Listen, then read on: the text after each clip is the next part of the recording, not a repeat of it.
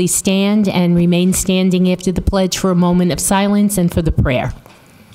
I pledge allegiance to the flag of the United States of America and to the republic for which it stands, one nation, under God, indivisible, with liberty and justice for all. Now I'd like a moment of silence, please, for our troops, both here and abroad, protecting our freedoms, for our first responders, and for those who made the ultimate sacrifice. A moment of silence, please.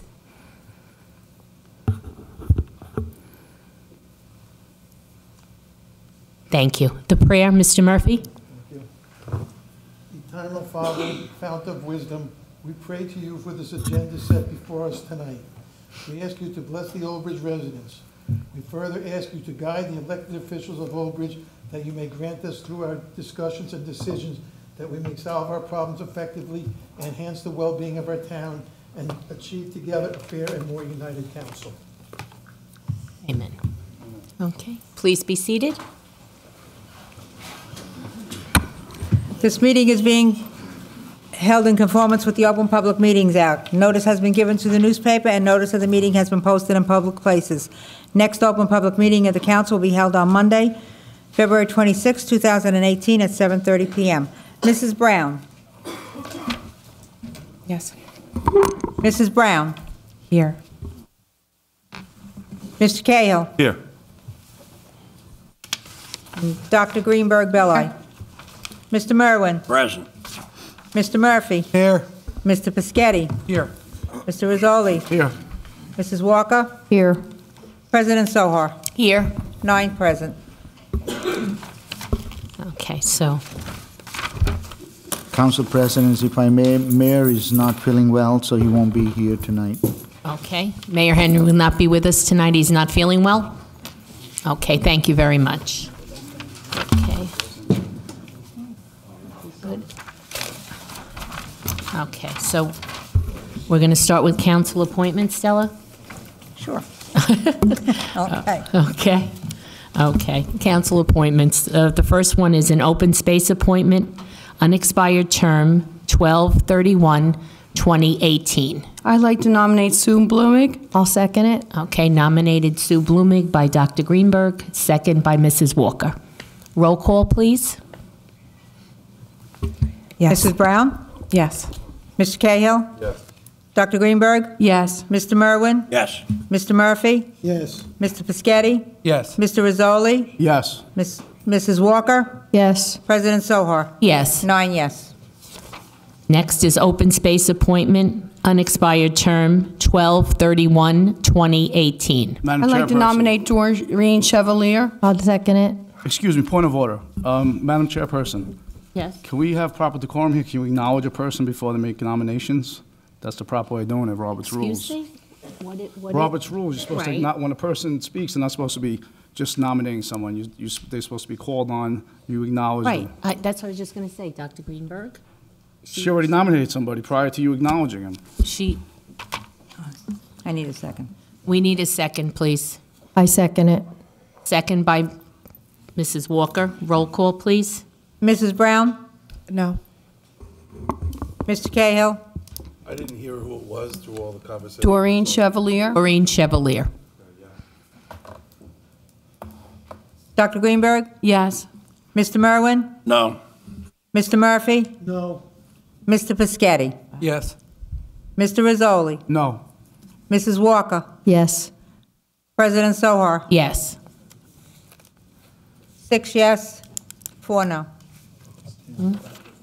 That's 10. Oh, I'm sorry. Yeah. I'm sorry. It's I'm okay, sorry. It's Stella. 5 yes, 4 no. Thank Sorry. you, Stella. No, thank you, Stella. Did one. Yeah, okay. Number 3 is open space appointment, unexpired term, 12/31/2020. Madam President? I Yes. have a nominee. Yes. I'd like to nominate Mark Vendrell. I'll second it. Okay, nominated by Dr. Greenberg, second by Point of Ms. order, when would that, the resume be submitted? It was submitted today. It was submitted today, thank you. I don't believe that name should be even considered. Why? May I? Of order as well. We also received 2 resumes about 2 weeks ago, so I think we should have actually called those names first. Well, Well- we put them, we put them out to Right. council. How many openings are there? I don't Wait, call John, the names. stop. We put them out to council. Everybody's received them, and Right, they're not done I in, have no control after that. Oh, that's right, the one had a D after his name. He was a Democrat, that's what it is. We're not gonna be sharing anything up here this year, right? Mr. Merwin, that is the process. We had the resumes. Since the resumes should have been in, they weren't in when When- the agenda was set. The agenda was set, and you accepted names afterwards. No, that's not how it's supposed to The be. agenda was not set. So you're telling me that if the public wants to put out a resume today, that they can't do that, or Friday? Sure they can do that. They Right. can do it on a timely fashion that they're supposed to. Well, what is the timely fashion for someone who's volunteering? I really, that I don't understand. May I? No. Madam Ella, President, go ahead. Dave, these appointments were put on the January 1st agenda. Some of them were filled, some of them weren't. So usually what we do at the beginning of the year, if anybody sends in resumes, we try to make those appointments. Come March, if we still haven't filled a lot of those appointments, then we will go back out for advertisement, and we will start all over again. But that's how it's always been done, on, as I say, after the first of the year, if they haven't filled some of those appointments, because the boards try to get the appointments filled early in the year. It was funny that two names were put on the agenda on Friday, and one of them happened to be a Democrat. And then the Republican Party seems to have gotten real scared, and they got two more Republicans to submit their application. I can't respond to that, because on the resumes that come in, it does not say Democrat, Republican, or Independent. Right. Exactly. They're just Right, yeah, given let's- out to yeah. everybody. Let's fool each other. I said this on opening day. Ladies and gentlemen at home, this is what's going to happen here all year, nothing. Roll call? Roll call, please. Mrs. Brown? no. Mr. Cahill? No. Dr. Greenberg? Yes. Mr. Merwin? No. Mr. Murphy? No. Mr. Piscatty? Yes. Mr. Rizzoli? No. Mrs. Walker? Yes. President Sohar? Yes. 4 yes, 5 no, failed. Madam Chairperson, Yes. I move Paul Turchin for the Open Space Committee. Okay, do I have a second? Yes, a second. Mrs. Brown, you're the second? Yes. Okay. All right. We Mrs. just- Brown, is your mic on? Yeah. we Yes, I'm need just to- speaking Yeah, low. otherwise I Okay, can't hear you. thanks. No problem. Okay. Okay. Quiet, Mrs. Brown? guys. Mrs. Brown? Yes. Mr. Cahill? Yes. Dr. Greenberg? No. Mr. Merwin? Yes. Mr. Murphy? Yes. Mr. Piscatty? No. Mr. Rizzoli? Yes. Mrs. Walker? No. President Sohar? No. 5 yes, 4 no. Okay, is that it now for appointments, Stella? Okay, thank you. Okay, next is approval of minutes of previous meetings. This is the reorganization meeting minutes, January 1st, 2018. Move it. Second. Okay, it's moved by Mr. Piscatty, second by Dr. Greenberg Belli.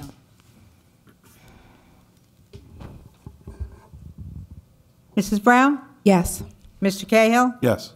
Dr. Greenberg? Yes. Mr. Merwin? Yes. Mr. Murphy? Yes. Mr. Piscatty? Yes. Mr. Rizzoli? Yes. Mrs. Walker? Yes. President Sohar? Yes. 9 yes. Okay, next is bill listing. Mrs. Walker? Do you want to move it first? Yep. I'll move it. I'll second it. Moved by. Moved by. Moved by Dr. Greenberg, second by Mrs. Walker. Mrs. Brown? Yes. Mr. Cahill? Yes. Dr. Greenberg? Yes. Mr. Merwin? Yes. Mr. Murphy?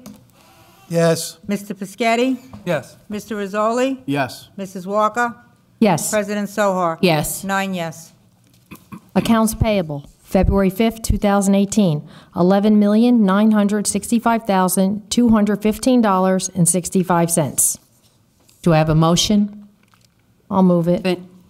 Moved by Mrs. Walker, second by Second. Dr. Greenberg. Thank you. Roll call? Mrs. Brown? Yes. Mr. Cahill? Yes. Dr. Greenberg? Yes. Mr. Merwin? Yes. Mr. Murphy? Yes. Mr. Pescetti? Yes. Mr. Rizzoli? Yes. Mrs. Walker? Yes. President Sohar? Yes. 9 yes.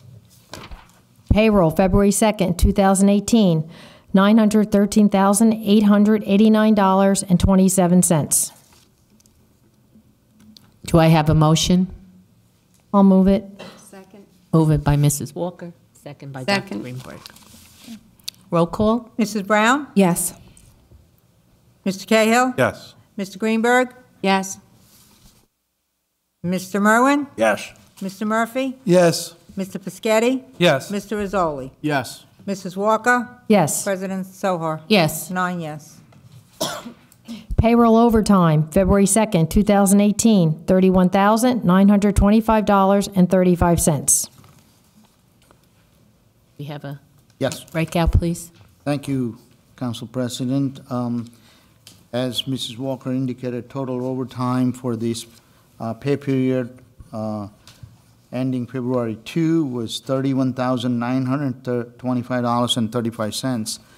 There is a $3,000 overtime in snow, for the snow-related overtime outside of the police department, and also there was a recycling tonnage grant-related overtime of $1,619.70. For the police department and for the sworn officers, the total overtime for the period was $19,750.75. There was no grant deductions. The deduct for ETO, $7,148.50. The net overtime for police department for the pay period is $12,625.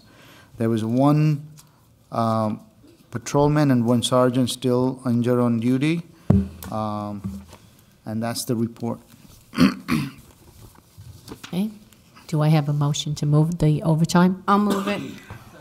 Okay, moved by Dr. Greenberg, second by Mr. Pescetti. And roll call, please. Mrs. Brown? Yes. Mr. Cahill? Yes. Dr. Greenberg? Yes. Mr. Merwin? Yes. Mr. Murphy? Yes. Mr. Pescetti? Yes. Mr. Rizzoli? Yes. Mrs. Walker? Yes. President Sohar? Yes. 9 yes.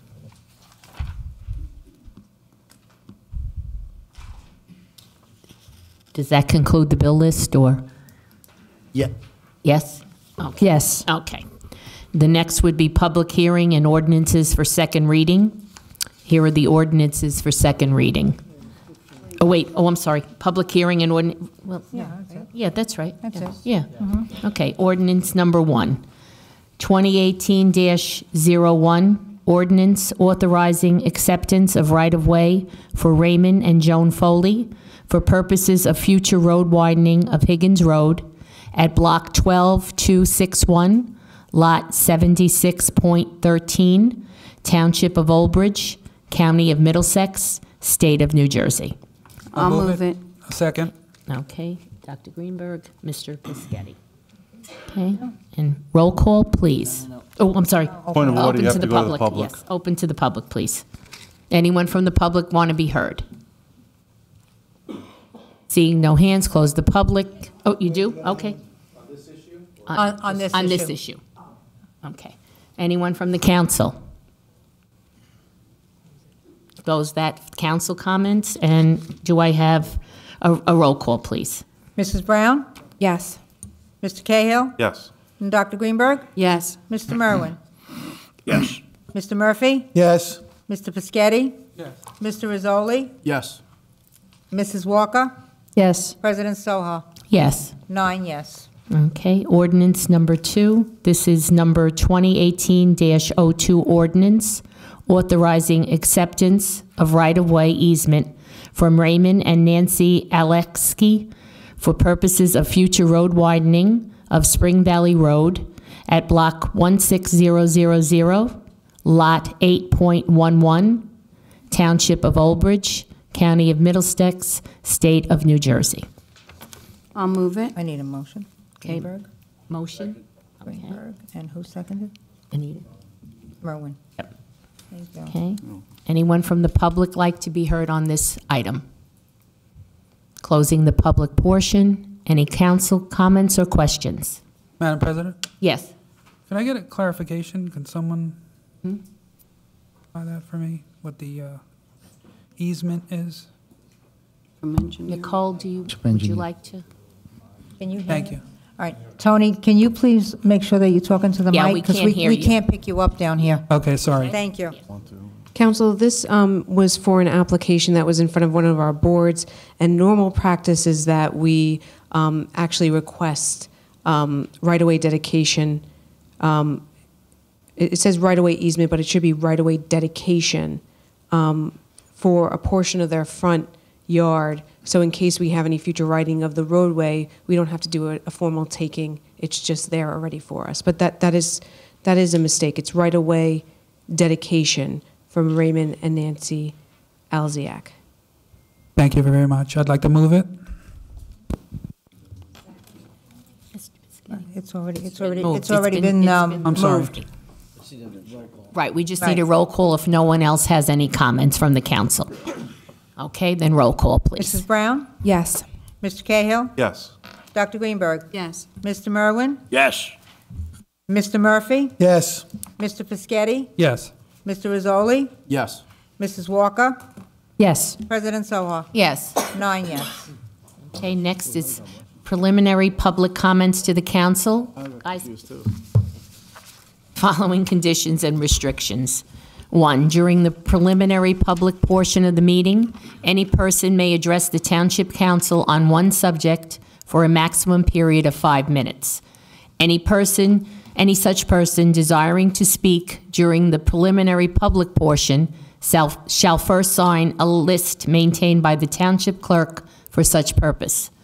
Comments during the preliminary public comment portion of the meeting shall not encompass second reading ordinances or any other matter for which comment of a public hearing is to occur at the meeting. Rich Murasky?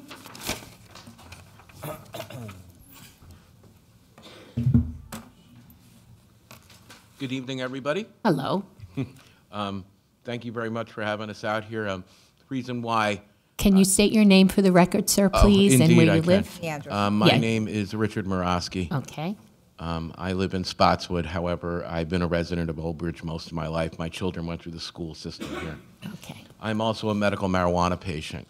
24 years ago, I was diagnosed with multiple sclerosis. I've been blind, paralyzed, lost my profession.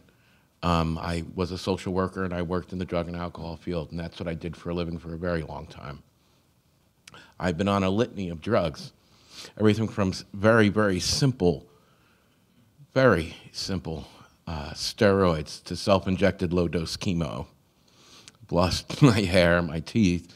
And I know that you guys have a tough job, and I know this is a huge municipality, and you guys represent a large swath of people here in Middlesex County.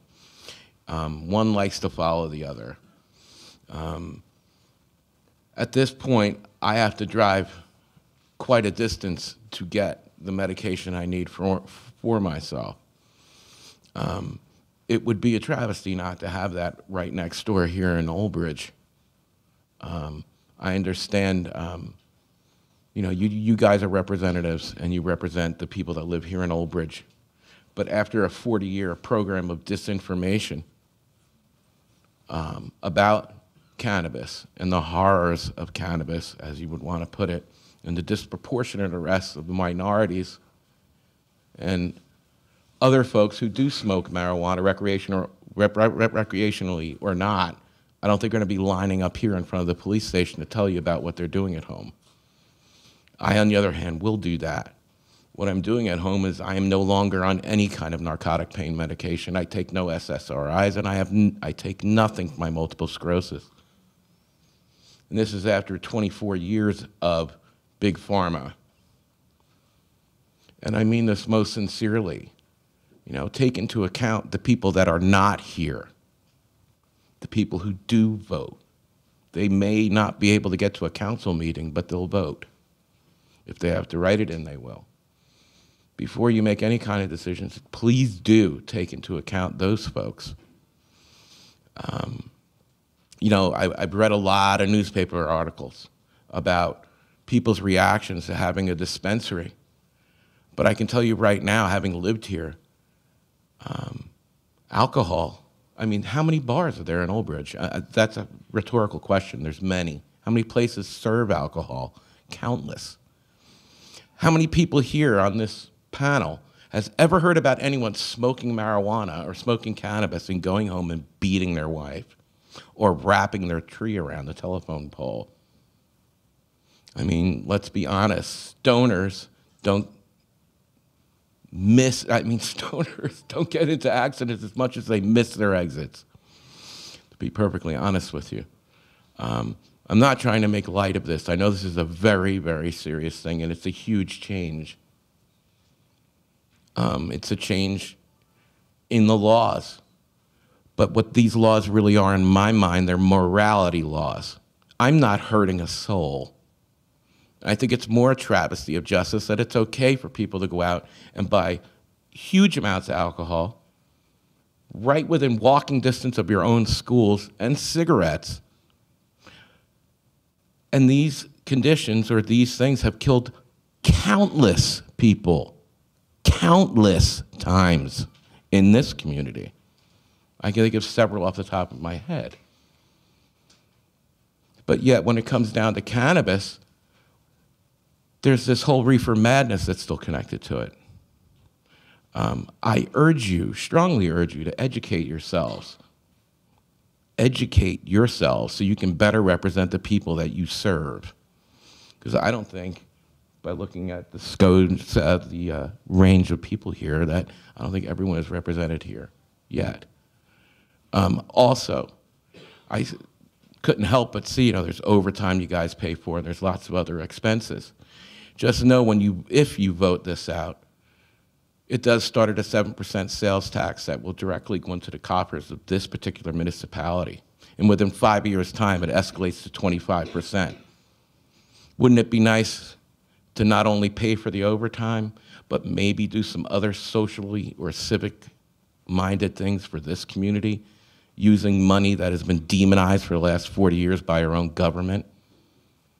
You know, I've been arrested in this municipality for marijuana when I was a kid. Thank God I was a teenager. Because had I been an adult, my life would have been ruined. Ever try and get a job and have something like that on your record, even as silly as it is? I mean, I'm not going to say, I bet you there's people sitting up there right now who smoked marijuana and know exactly what I'm talking about. And I'm not trying to out anybody, but let's be realistic about this. And to think that no one, like, oh my gosh, the first thing people say is, they're going to be driving. Don't think for a minute people haven't been for many years here. I know my time is up. Thank you. Thank you so much. Thank you. Denise Murasky.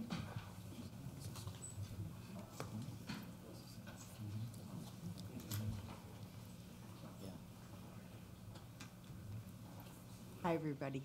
Hi, everybody. How are you this evening? My name is Denise Murasky, for the record. I just wanted to point out, I know that it's on the fence about this dispensaries in Old Bridge. And some of the concerns are car accidents and kids getting their hands on it and so forth. There's stores all over the place that sell cigarettes, and smoking leads to diseases such as cancer, COPD, emphysema, heart conditions, and it only takes 1 to 4 cigarettes per day for that to take at least 10 years off of your life and kill you. I'm a cancer survivor myself, and I used no chemotherapy, no radiation. I used homeopathic. I had to go to California to have my cancer taken care of. Cannabis has 0 deaths, while smoking has 480,000 deaths, including 41% from secondhand smoke.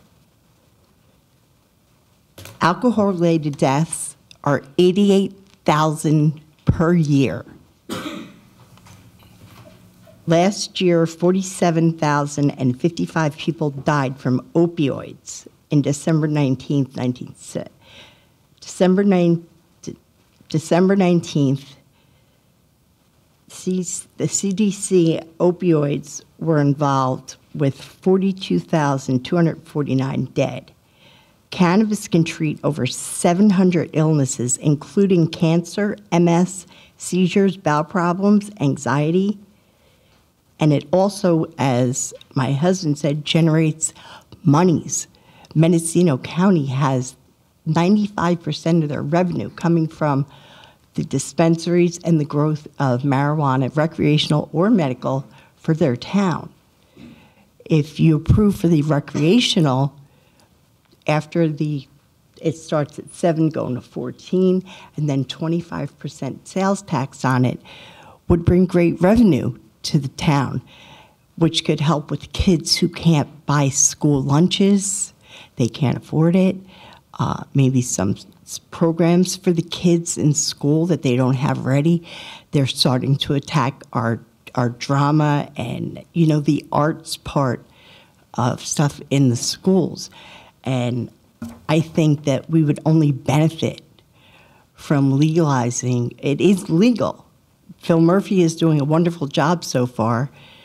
And I hope that you at least consider having at least one dispensary in Old Bridge for people who need it. Every time I go to the doctor, I usually have women that are in their 70s and 80s asking me about this cannabis and how I use it and what is it good for.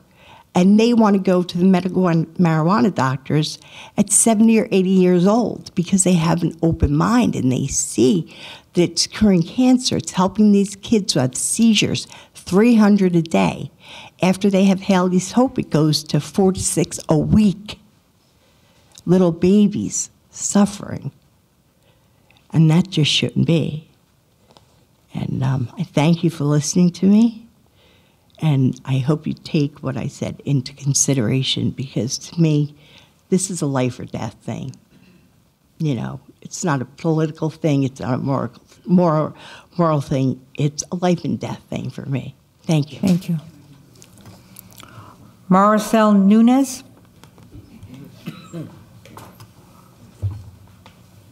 Good evening.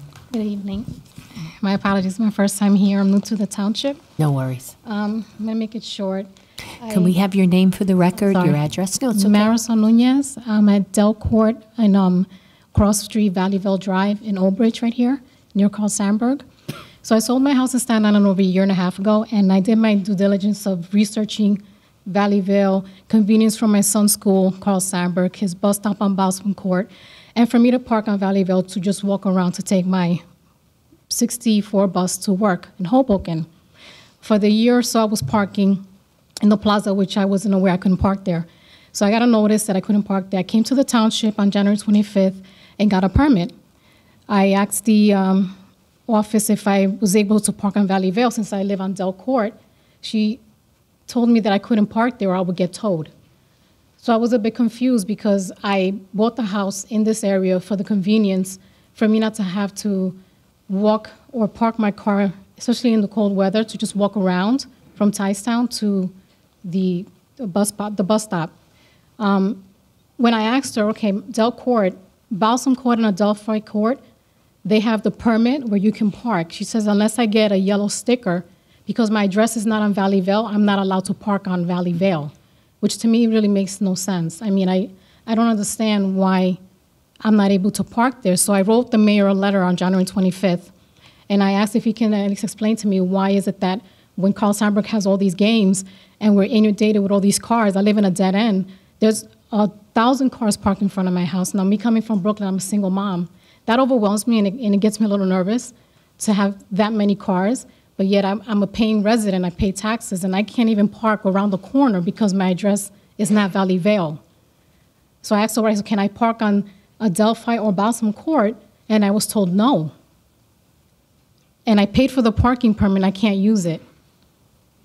Okay. Address that. Yes, the clerk will address All right. your issue. I don't have the sheets in front of me, but Valley Vale, I believe, is residential parking. So if you live on Valley Vale, we give you a residential. We don't charge you for that. Anybody on Valley Vale is also given guest permits. All right, and there's quite a few streets there. As I said, I don't have the sheets in front of me, so I'm not sure on exactly which streets they are. But we do that only so commuter parkers don't park there and take up your spaces. So you come home from shopping or whatever, and you can't even get into your driveway because somebody's basically there.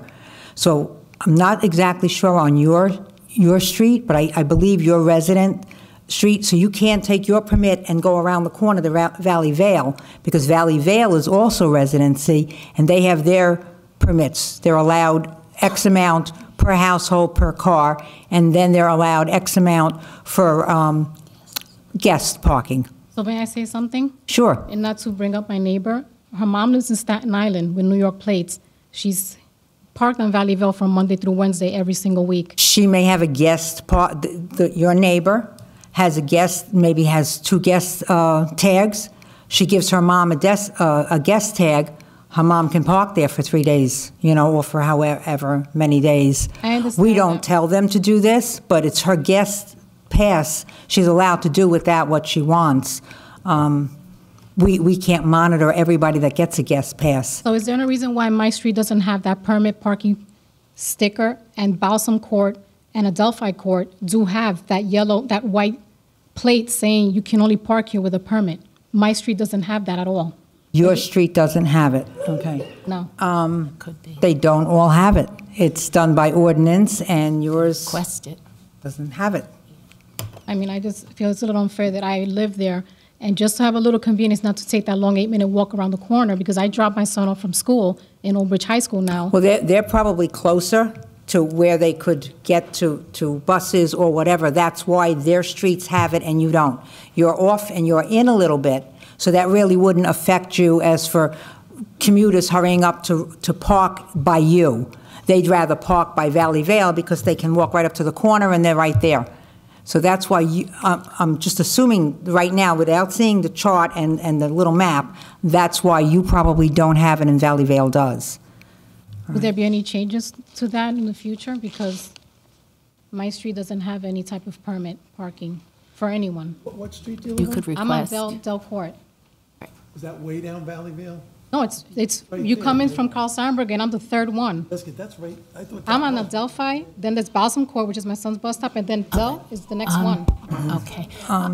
We'll just close it by saying I have a residents in Ward 2 that have requested that type of, signs and having the parking done that way, because they've also experienced problems with commuters and so on. So what you can do is you can definitely look into that and see. You have to have all your neighbors naturally on the block. Everybody has to have a consensus. And once they do, then you can put it forward, and then we can address it for you. You can bring it into my office. I'm the clerk. Yeah. You can bring it in there, leave it with me, Right. and then we'll share it with the administration, with the mayor and the council, and we can take it from there. Yeah, as long as Okay? everybody's in agreement on your block. Right. All right? Okay, thank you. Okay, thank you very much. Excuse me, ma'am.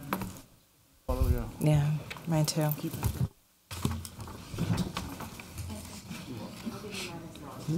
Okay, but she's got to get me that stuff so I can, you have to get me that paperwork so Yes. we can see Right. if we can work on it, okay? Yep. Okay, Thank you're you. welcome. Lefty Grimes? My name is Lefty Grimes from East Hanover. I used to live right across the street here in Old Bridge during the 80s. I see a lot of ignorance around New Jersey when I see towns banning dispensaries. And I saw Old Bridge do the same thing. And the mayor came out and said, oh, it's a gateway drug. And when I hear gateway drug, you're dating yourselves. Your thinking is from last century. When you talk about reefer madness, it's last century's thinking. Your parents lied to you about cannabis, and it wasn't their fault because they were lied to. It's true.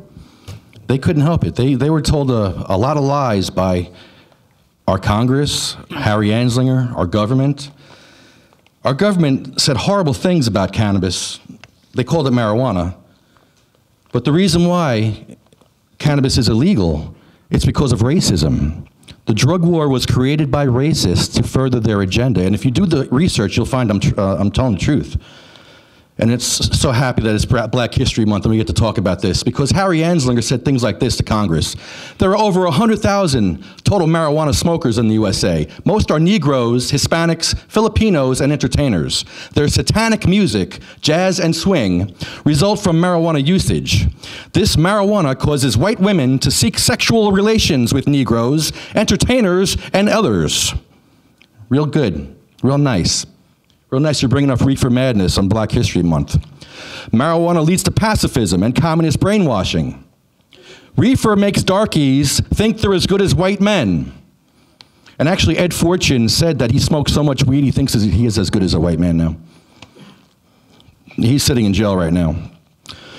Marijuana is the most violence-causing drug in the history of mankind. The primary reason to outlaw marijuana is its effect on the degenerate races. You smoke a joint and you're likely to kill your brother. That is so last century's thinking. If you think reefer madness has any place in our society now, you're wrong. But I do see a lot of racism in this New Jersey. I'm from East Hanover. Nothing but racists up there. It's Trump won 8-1 up in Hanover. All around me is racism. I see it everywhere. You don't need to tell them. I don't need to tell you. But Phil Murphy is legalizing cannabis for the social justice issue. Well, I'm telling you that I want a medical marijuana dispensary here in this town. You sell fentanyl right across the street from the high school on Throckmorton. Wood Lane Pharmacy sells fentanyl, OxyContin, morphine. High school kids see people going there and getting drugs. But that's okay. That's family friendly. They sell tobacco. They sell alcohol. My story is I was on OxyContin for 10 years. I have a spine full of titanium. I have a fusion, L4L5, L5S1, an artificial disc, L4L5, and stenosis in my right arm, in my neck. I was on OxyContin. My prescription for roxicodone was 90 milligrams every 3 hours. 90 milligrams every 3 hours, and I got off all of that using cannabis. It was not a gateway drug, as the mayor says. It was an exit drug for me, an exit drug for many of these people here that were suffering. People with cancer cannot be here tonight. People with seizures, kids with seizures cannot be here tonight because they're home trying to save their lives.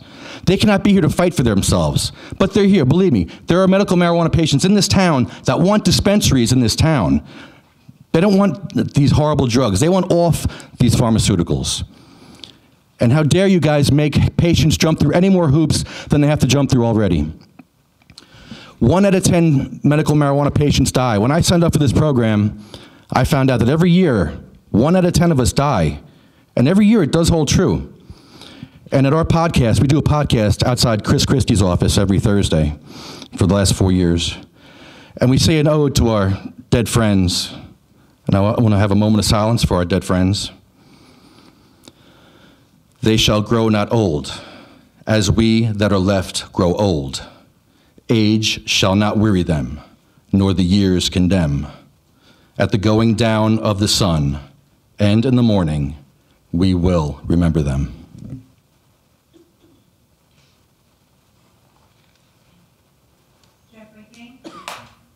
Jeffrey King.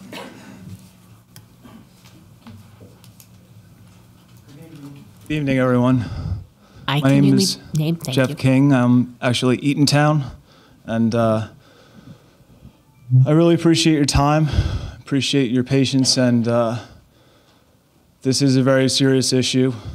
I'm obviously representing the cannabis community also. I'm not a medical patient by the grace of God. I'm healthy, but we all know people in our families, our loved ones, our friends that could benefit, whether it's cancer or some other type of debilitating illness. That's kind of old news now. So I don't see why there's resistance to allowing more access for those kind of folks.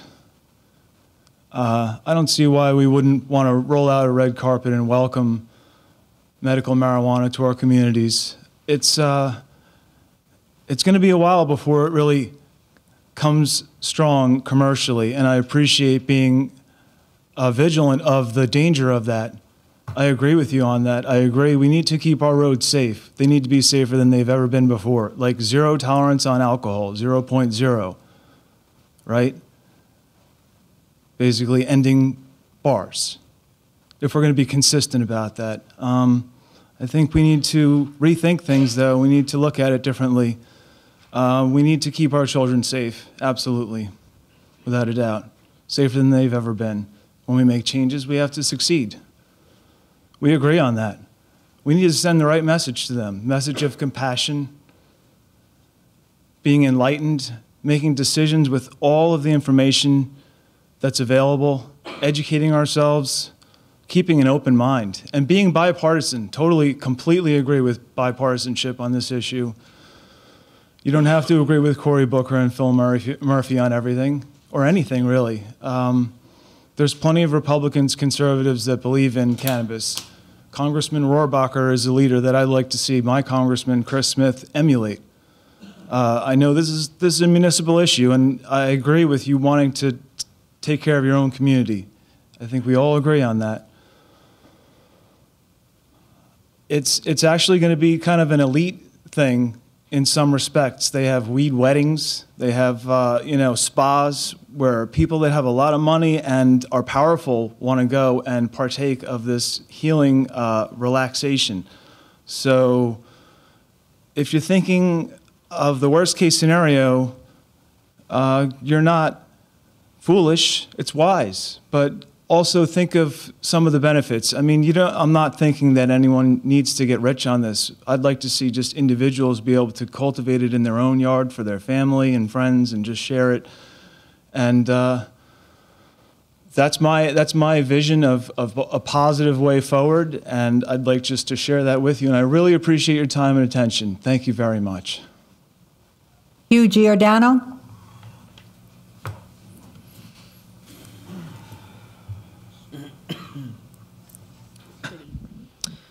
Hello, how are you today? My name is Hugh Giordano.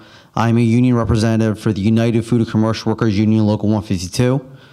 I am here today to speak on behalf of the United Food and Commercial Workers Union, which has approximately 1.2 million members across the United States. We have almost a few hundred thousand members here in New Jersey. Represent supermarkets such as ShopRite, Acme. We have manufacturing such as Kraft. And we have nursing homes and hospitals as well, and public sector workers as well. I'm here to speak on the ordinance that you guys have spoken about, drafting about banning cannabis dispensaries. The United Food and Commercial Workers Union represents cannabis workers in many of the states that have legalized it for recreational and or medical. They get benefits, they get pensions, they get good wages, and they have protections. On behalf of the UFCW, we think it is a problem when we hear councils that want to ban dispensaries for a few reasons. One, job creation. It is estimated that by 2020, 250,000 jobs will be created through the cannabis industry. This is more than public sector jobs, more than manufacturing, and more than public utilities. So by banning dispensaries, you are banning good, equitable jobs that people can make careers out of, can get pension from, and can get retirement. Second of that is, it is estimated that in 2016, the cannabis industry was worth around $7 billion. Now, these stats come from Forbes magazine, from Forbes. $7 billion it was estimated that it was worth in 2016. Up to 2020, it is estimated that it will be an annual compound increase of 17% to 2020. In 2016, medical marijuana was estimated at around $4 billion worth. In 2020, it'd be estimated around $13 billion. On the recreational side, it was estimated in 2016 to be $3 billion, and by 2020 is estimated to be up to, $11 billion. So, if we look at it from a New Jersey standpoint, New Jersey is estimated to make $1 billion in revenue once the recreational bill comes through.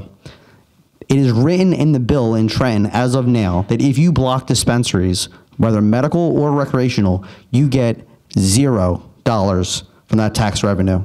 That hurts the taxpayers. So when taxes have to go up, when you have to cut programs for seniors, for children, it is because of the lack of forward thinking to get these jobs and to get the tax incentive back into your area.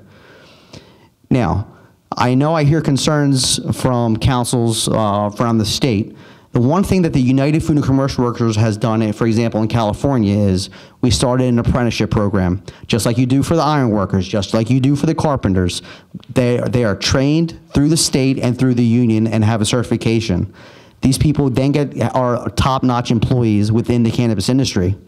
So let's look at it from the Pennsylvania model for a second in the state liquor stores, okay? Those workers are all unionized on the United Food and Commercial Workers as well.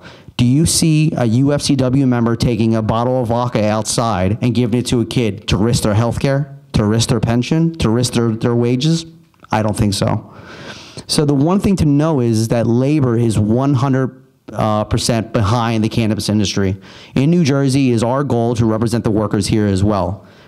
In saying that, any council that bans or blocks recreational or medical cannabis in their town and blocks the opening of a dispensary and or a grow station is anti-labor, anti-worker, and anti-union.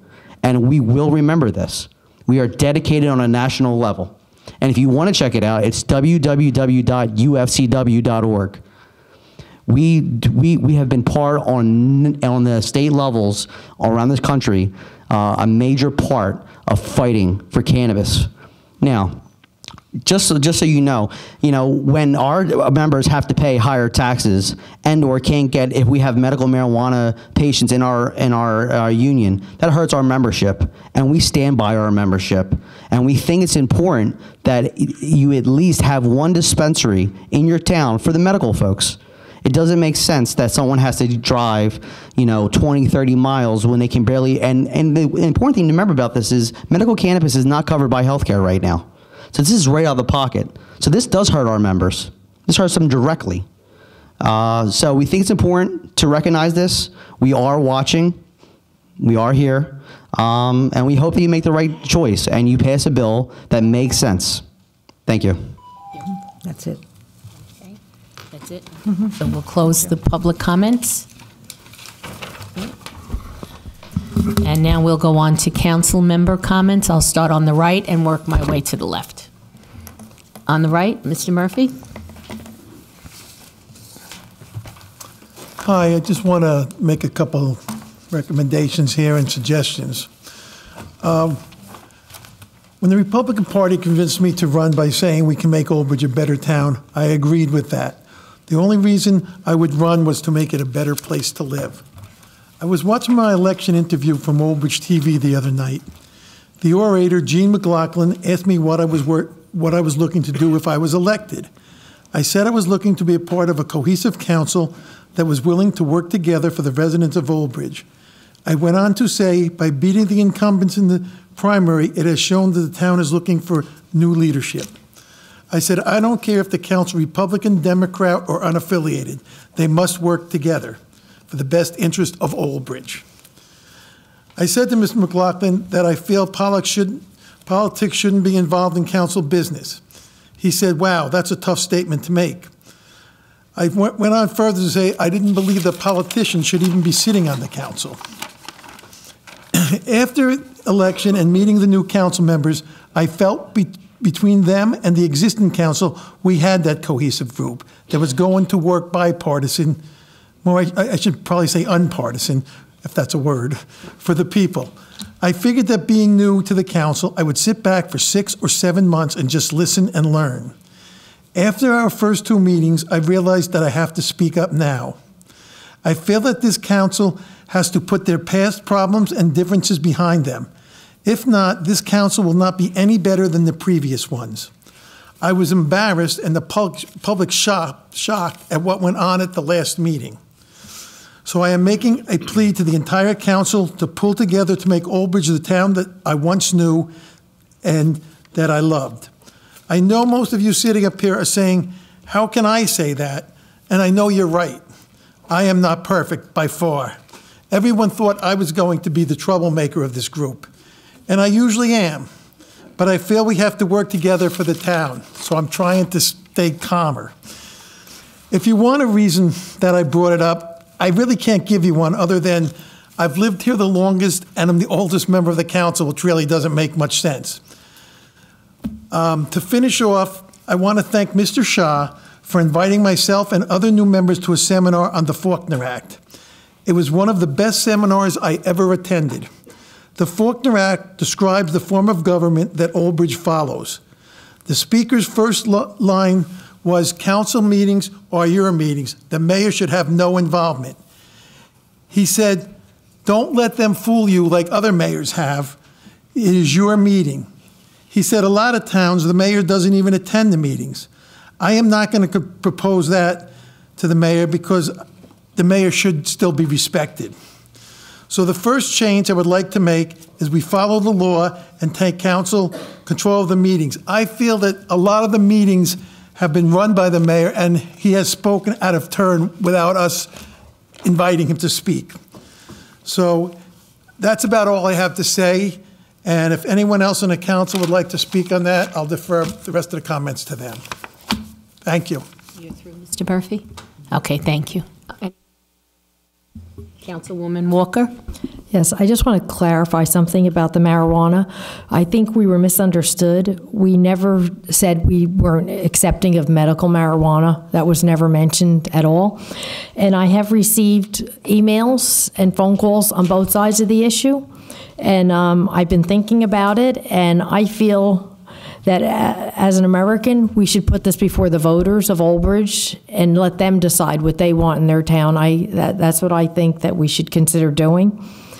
And another thing, there was a flyer handed out at the last meeting by some people from the public that is referencing that myself and Dr. Greenberg take health benefits from the town, and this is not true. I don't know nobody put their name on it, but I do not take them. They've been offered from my job, and I do not take them, so I just want to make mention of that because they gave that to numerous people. Are you through? Yes, thank you. Okay, anyone else over here? No? Okay, I'll go to the left now. Gentlemen, ladies? Anyone? Nobody? No? No. Okay, all right. Yeah, I'm sorry. Go right ahead. Real quick on the marijuana issue. You know, I have a rule. I put children before profit, and I agree there needs to be more study on this. But you were making mention that, you know, all these things are already written in stone. The reality is it isn't. Okay? Things need to be put under control. To say that you could just arbitrarily grow plants in your home, whether I saw one thing in the paper recently where it's 12 plants, something like that, as you know. That cannot be. Who's gonna go from house to house inspecting that? And there's a lot of other issues as far as control, as far as distribution. The children of this town come first. I know you all live in other towns, but I made a commitment. The residents of Old Bridge come first. If other towns want marijuana, that's their prerogative. If the residents of Old Bridge want to vote on this, then I have no problem with that. But at the end of the day, my job is to protect the residents of Old Bridge. If people come here and are offended by that, then I'm sorry. And getting to the union guy, I was on a Jersey City Police for 26 years. I was a union officer, health and safety. I was instrumental in getting the first new precinct built since the 1950s because the one was absolutely deplorable. So, you know, you step to the microphone, you make arbitrary threats that you'll remember us and this and that. Well, listen, the residents here, that's all we have to answer to. My job is to protect the children of this community, okay? Right now, maybe you don't know that. I'll bring you up to speed. We've had an opioid issue in Old Bridge. Introducing marijuana to the equation is not going to help it. There needs to be a lot more studies on this. When the studies are done, then we'll all sit down, we'll come to an informed decision. I'm not just going to make a decision, I'm going to support something without all the facts. The fact is, I've been to the DEA schools, I've been to HIDA at John Jay College of Law, which stands for High Intensity Drug Trafficking Area. I have PE'd pounds of this stuff.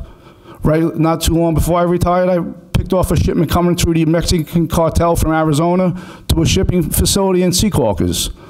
So to tell me that this stuff is going to be controlled, you know, I beg to differ on that. Thank you. All right, anyone else for council comment? Okay, seeing no one, close this portion. All right, report of the township clerk? None at this time, thank you. Report of the township attorney? Nothing to report, Madam President. Administrative report? Thank you, Council President. The administrative report for February 5th, 2018. Item 1, Middlesex County Improvement Authority, MCIA Curbside Recycling Collection Program. The 2018 Curbside Recycling Schedule for Old Bridge is available on Township website at oldbridge.com and on the MCIA website, mciauth.com. Item number 2, first quarter tax payment. The Township Division of Tax Collection will be open Monday through Friday between the hours of 8 a.m. and 5 p.m. during the first quarter tax collection period. The tax office will also be open between the hours of 9 a.m. and 1 p.m. on February 3, 2018 Saturday, and between hours of 8 a.m. and 7 p.m. on February 13, 2018 Tuesday. For additional information, residents should contact Division of Tax Collection at 732-721-5600, extension 2999. Item number 3, 2018 Spring Recreation Program Brochure. The 2018 Spring Recreation Program Brochure is now available and includes another exciting lineup classes, programs, and events for residents of all ages.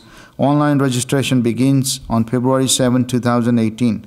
For additional information, residents should contact the Department of Recreation at extension 4999 or visit the Township website at oldbridge.com.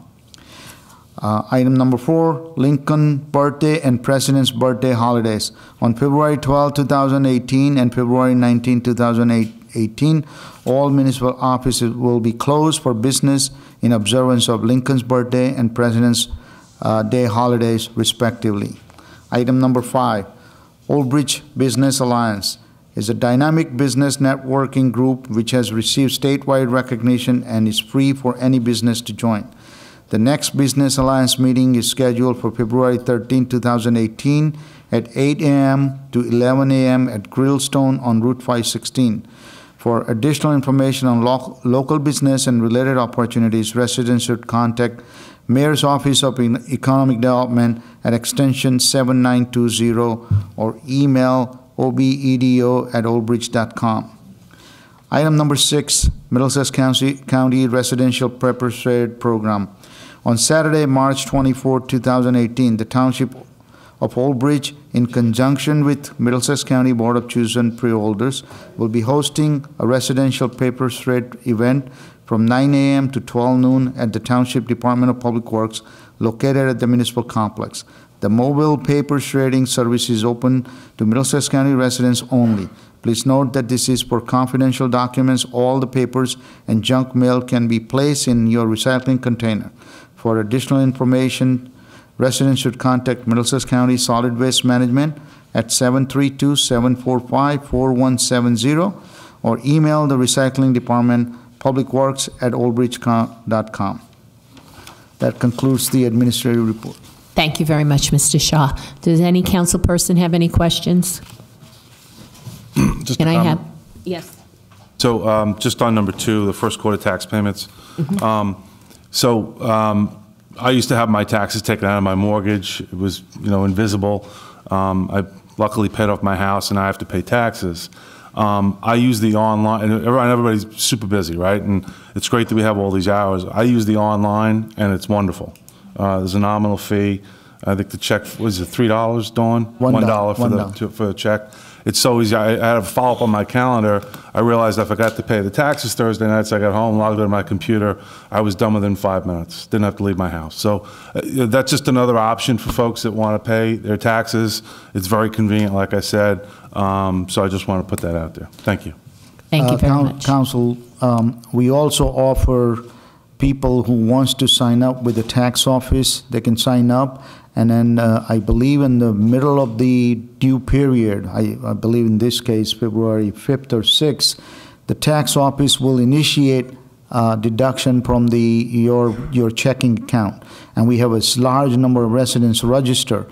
What this takes care of is, you have to make sure the funds are available in your account, but you don't miss your payments. Tax office takes the responsibility. So besides online and other, at the windows, we also offer that program. Okay, thank you very much. That's good to know. Thank you so much. Anyone else have any comments on this report? Okay, I'd like to take a motion to accept the administrative report. I'll move it. I'll second. Greenberg, Walker? Yeah. Roll call, please. Mrs. Brown? Yes. Mr. Cahill? Yes. Dr. Greenberg? Yes. Mr. Merwin? Yes. Mr. Murphy? Yes. Mr. Piscatty? Yes. Mr. Rizzoli? Yes. Mrs. Walker? Yes. President Sohar? Yes. 9 yes. Okay, next is our consent agenda. Do I have a motion to bring it forward? Madam Chairperson, Yes. I'd like to remove 1, 2, and 3. Yeah, first, We need a motion we just need first. a motion first to get it out, and then we can do Oh, that, okay. Dave, okay? I move that, bring it out. Okay, fine. A motion, second? Have a second? Anyone seconding the consent agenda? I'll second it. Okay, Separation? yep, now the separations, please. Mr. Merwin? Yes, 1, 2, and 3. Okay. Oh, each one, okay. All right.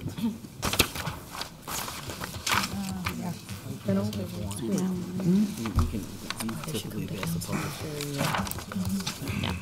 Do we have any public comments for any of the agenda items? C1, 2, or 3? Seeing none, I'll close the public. Oh, wait. I'm sorry, do you have something?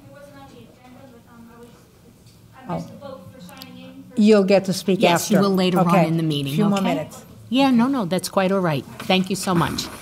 Okay, so no one from the public has any question on the consent agenda items, correct? Okay, seeing none, I'll close, okay. Come forward, please. Good evening. Good evening. My name is Bob McNerney. I own the property on Jake Brown Road, and we're here tonight to hopefully get an extension of our DEP permits. We need the mayor and council's approval for this, and I saw that there was a motion made to remove that from the agenda. Okay. No. Wait. No, go ahead. Yeah. No, it's what, I'm sorry, it's not to remove it. What happens is that you move it, and then because it's consent, council has the ability to separate them out so that if there's any questions, they can discuss them, as opposed to just move them en masse and a vote. So it's not being removed. What'll happen is each one will be considered individually, and there'll be discussion about each one separately as opposed to as a group. Thank you. You're welcome. Welcome. Okay. All right. Anyone else from the public? Seeing no one, I will close the public portion. And now we'll start with the separations. C1, Mr. Merwin? Yeah, I just want to make sure that everything that we discussed at the last meeting. It is, Mr. Merwin. Excuse me. It conforms to what the applicant and applicant's attorney had agreed to do. Okay, we got the problem at the entrance taken care of and everything. That's another issue. Wasn't part of the removal. I think there was discussion about the light and the weeds. The weed I removal. actually Yes. did speak to DOT, and they were going to take care of it this week. Thank you. So then everything has been resolved? Okay. Anyone else? I'll move it if nobody else wants to discuss it. Seeing no other hands, then you made a motion to Yes. move it? Okay. Okay, and Mr. Murphy is Murphy? seconding, please. Roll call, please. Mrs. Brown? Yes. Mr. Cahill? Yes. Dr. Greenberg? Yes. Mr. Merwin? Yes. Mr. Murphy? Yes. Mr. Piscatty? Yes. Mr. Rizzoli? Yes. Mrs. Walker? Yes. President Sohar? Yes. 9 yes. Okay, C2, Mr. Merwin? Yeah, again, just being new, I don't understand what this is about, so if somebody could, Give some clarification? That's all. Okay. Council, in 2009, there was an application in front of our zoning board for a property or an applicant known as Northwood Manor. It was for a residential community that was to be built on Jake Brown Road. With that application came some off-site improvements to Jake Brown Road, which is very exciting for the engineering department. Their NJDEP permits have since expired, and they're looking to go back to DEP and resurrect those DEP permits. With that, they have to file a new letter of interpretation for the wetlands there. They have to file a new application for freshwater wetlands, a new application for flood hazard area permit. Now, because Jake Brown Road is a public roadway within our right-of-way, the township would truly be the applicant on there. And that would be the best way to do it, because DEP looks more favorably on the township building a road than a developer. So we're just simply asking that the council give me permission to then sign the application on behalf of the township for the extension of Jake Brown Road. Now, there is wetlands averaging that was involved with the freshwater wetlands permit. And so what happens is they were basically mitigating their wetlands disturbance, and they had a big piece of property. Well, once they got their permit, they took the big piece of property and they dedicated a large chunk of it to the township, and they kept the small portion that they were developing. That large chunk is now part of our open space. Part of their mitigation for that wetlands averaging used that large piece of property. Again, we are now the owners, and we would have to sign the LURP application for any mitigation that goes on that property. So basically, that is wetlands, and we exchanged it for another piece of property that was Old Bridge Township's. No. We own no property, and they owned one big piece of property. That's and, wetlands. Some uplands, some wetlands. Okay. And when they went and they got their permits, part of it was that this open space, or the piece that they don't need for their project, they were going to dedicate to the township. They did that. Oh, okay. Madam Chairperson, question. Yes. This piece of property that we got, what would we be able to do with it? This open space that we have? Would it just forever remain trees because it's so wet? Or would we be able to put in trails and, Passive.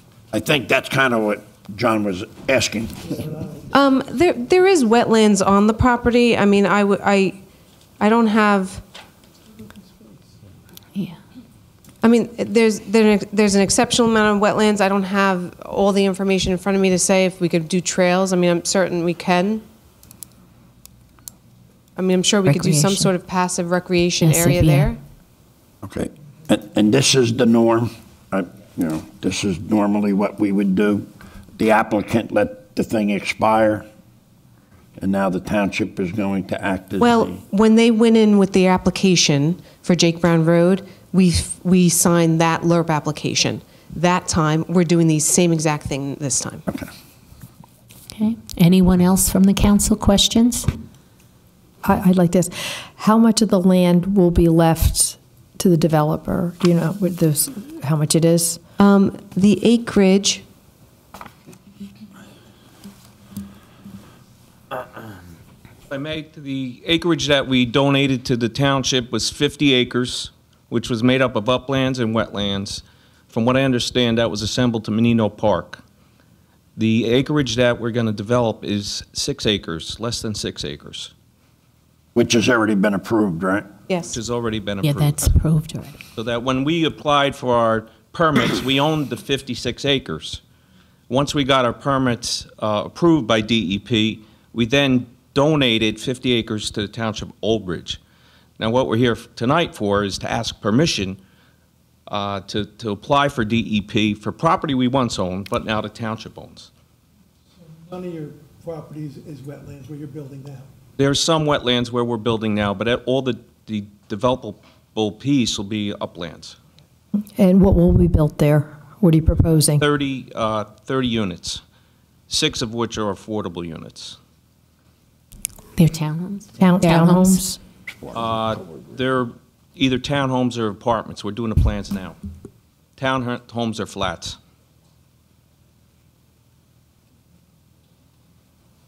Does anyone else have any questions? I'll move it. Thank you. Okay. I have a motion by second. Mr. Merwin, second by Mr. Murphy. Murphy? Yep. Roll Mrs. call. Brown? Yes. Mr. Cahill? Yes. Dr. Greenberg? Yes. Mr. Merwin? Yes. Mr. Murphy? Yes. Mr. Pescetti? Yes. Mr. Rizzoli? Yes. Mrs. Walker? Yes. President Sohar? Yes. 9 yes. Okay, next is C3, Mr. Merwin. Raceway Park, what license would we be giving them? Since they're no longer going to be conducting races. Okay. Mr. Stella will explain. All right, Mr. Merwin, although they're not really conducting races, they still are having functions there. Tough Mudder, there will be other things that they've always had, and they apply to the town for permits and whatever.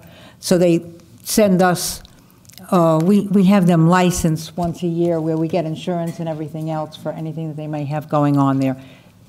So it's not only racing, but it's other items that they have going on over the year. So that's basically what this is for, just their yearly license.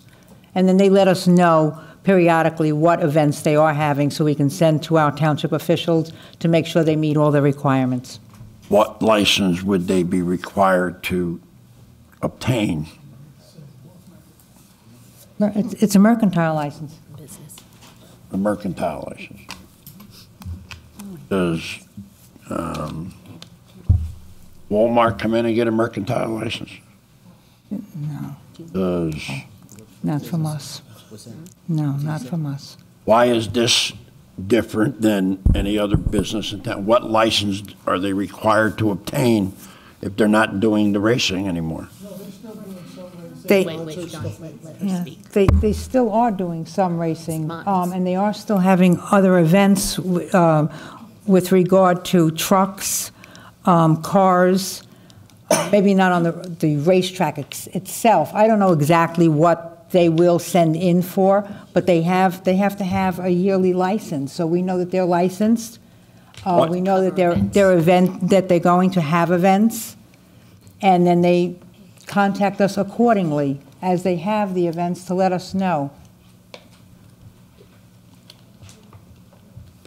Is there something that I'm not understanding, maybe? I'm not understanding is what license do they need to apply for? I have no idea. And you tell me a mercantile license, then every other business in town should be applying for a mercantile license. I did contact them when I got the request for the renewal of the license, and I did bring up the same point that you're bringing up right now, that I had heard that they weren't going to be racing anymore. And they said that they want to go ahead with getting the license because they are still having events that will have to have township approval. So they are still renewing their yearly license because they are still having events. I think they have an assembly need. They have mass assemblies from time to time. Well, that should be on a per incident thing. We should be just giving them a blanket. They do come back. No, listen, they're not the good neighbor that we thought they were. They're going to be a junkyard in a little bit. All right, so what license are they required to obtain to operate as they are? They got to get a junkyard license, right? I don't know anything about that. Well, these are things that we should know. I'll move the table. I haven't been told anything that they need another license. Hopefully the rest of the council's got questions and they second it and approve it. Stella, is this part of their assembly license? This is part of their assembly license. Well, we have a motion on the floor to table. Do we have a second for a table? Second. Roll call? Okay, roll call on a motion to table C3. It was made by Mr. Merwin and seconded by Mr. Rizzoli. Mrs. Brown? Yes. Mr. Cahill? Yes. Mr. Greenberg? I'm sorry, Dr. Greenberg? No. Mr. Merwin? Yes. Mr. Murphy? No. Mr. Pescetti? No. Mr. Rizzoli? Yes. Mrs. Walker? No. Mrs. Sohar? No. Okay. 4 yes, 5 no. The table, now they can call the vote on getting a license that nobody knows what they're getting a license Now for. what's a license? Okay, ordinance for first reading. Oh, what are you doing? You Oh, I'm sorry. no, I'm no, sorry. no, I'm gonna move it. Can I move it? Roll call. We need Motion I to need a move it. motion. No, motion by Dr. Greenberg, second by Mr. Murphy. Mrs. Brown? Point of order. Yes. Legal. I would like legal to clarify what license we are approving. What license do we need to approve? If they need a mass assembly, then they should be putting in what mass assemblies they are required. If not, what are we doing here? Mr. Murray, my understanding is that as the individual events come up, they do make an application for those mass assembly on an individual basis. So we get that information, and that gets approved on an individual basis. I think this is an application that the township has been utilizing with Raceway to indicate, I guess it's confirmation that they're in operation, and there's a recognition that they're in operation. But the fact of the matter is that on the assembly, that's on a per case basis. And this is something that, from my understanding historically, is unique to Raceway. Mm-hmm, yes. Anyone else have any questions?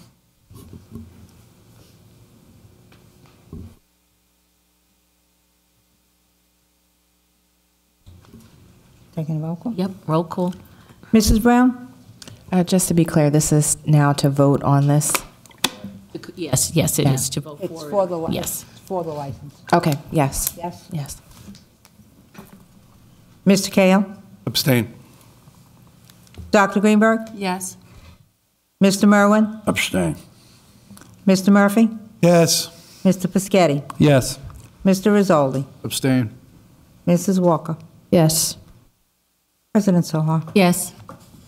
6 yes, 3 abstention. Thank you. Next is ordinances for first reading, FR1, granting municipal consent for the operation of a cable television system within the Township of Old Bridge, New Jersey, to CSC, TKR, LLC, DBA, Cablevision of Raritan Valley. Madam President? Mrs. Sohar, just before we vote, if I could I just want to put something in the record. As an employee of Comcast, I can't vote on this. I just want it in the record. Yes. And if it goes to second reading, I can't vote on it, so I'm going to abstain. Just wanted it on the record. Thank you. Thank you, Mr. Cahill. Madam President? Yes. Okay, 5 years ago, approximately, I spoke on this from the public at a council meeting, and There's no discussion on first reading. First reading, Mr. Pescetti. I thought you had, it's first reading. So first reading, we really don't comment on subject matter. oh, okay, so I'd like to move the table. Second. Okay, there's a motion to table and a second. Can I question this? No, Not on table. no, it's tabled. Or it's a table on the, he can't. Motion to table, he can't. Mrs. Brown? No. Thank you. Okay, there's motion to table. Mr. Cahill? Abstain. Dr. Greenberg? Abstain. Mr. Merwin? Yes, the table. Mr. Murphy? Yes, to table. Mr. Pescetti? Yes. Mr. Rizzoli? Yes. I might have changed it to that. You might be right. Mrs. Walker? Yes. President Sohar? Yes. 6 yes, 1 no, 2 abstention. Table. Yes. Next is ordinance for first reading, FR2, to amend the rule for public speaking at council meetings. Make a motion? Public to be allowed to speak on any subject matter instead of just one subject. Do I have a motion? Motion? I'll second. Okay, Mr. Pescetti, Mrs. Walker. And roll call, please. Mrs. Brown? Yes. Mr. Cahill? Yes. Dr. Greenberg? Yes. Mr. Merwin? Yes. Mr. Murphy? Yes. Mr. Pescetti? Yes. Mr. Rizzoli? Yes. Mrs. Walker? Yes. President Soha? Yes. 9 yes. Okay, next is public comments on any subject matter. Would anyone like from the public come up and speak?